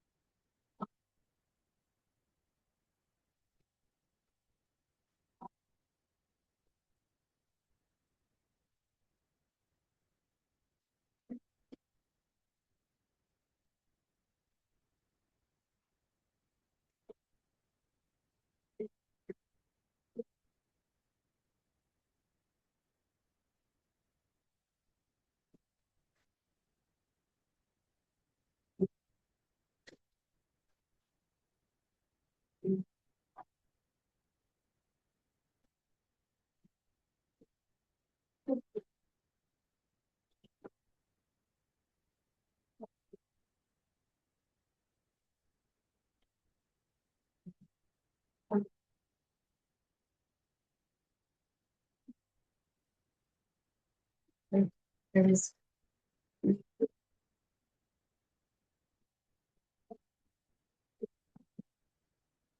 some things in it. Yeah.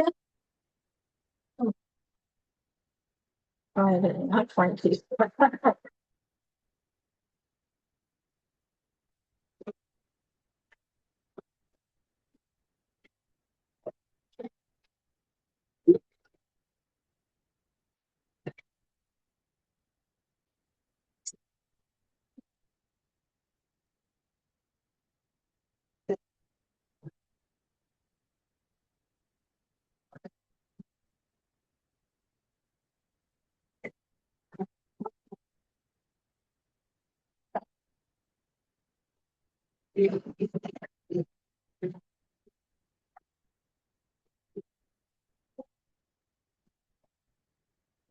And uh, this one, I don't have to process it because I thought. All right.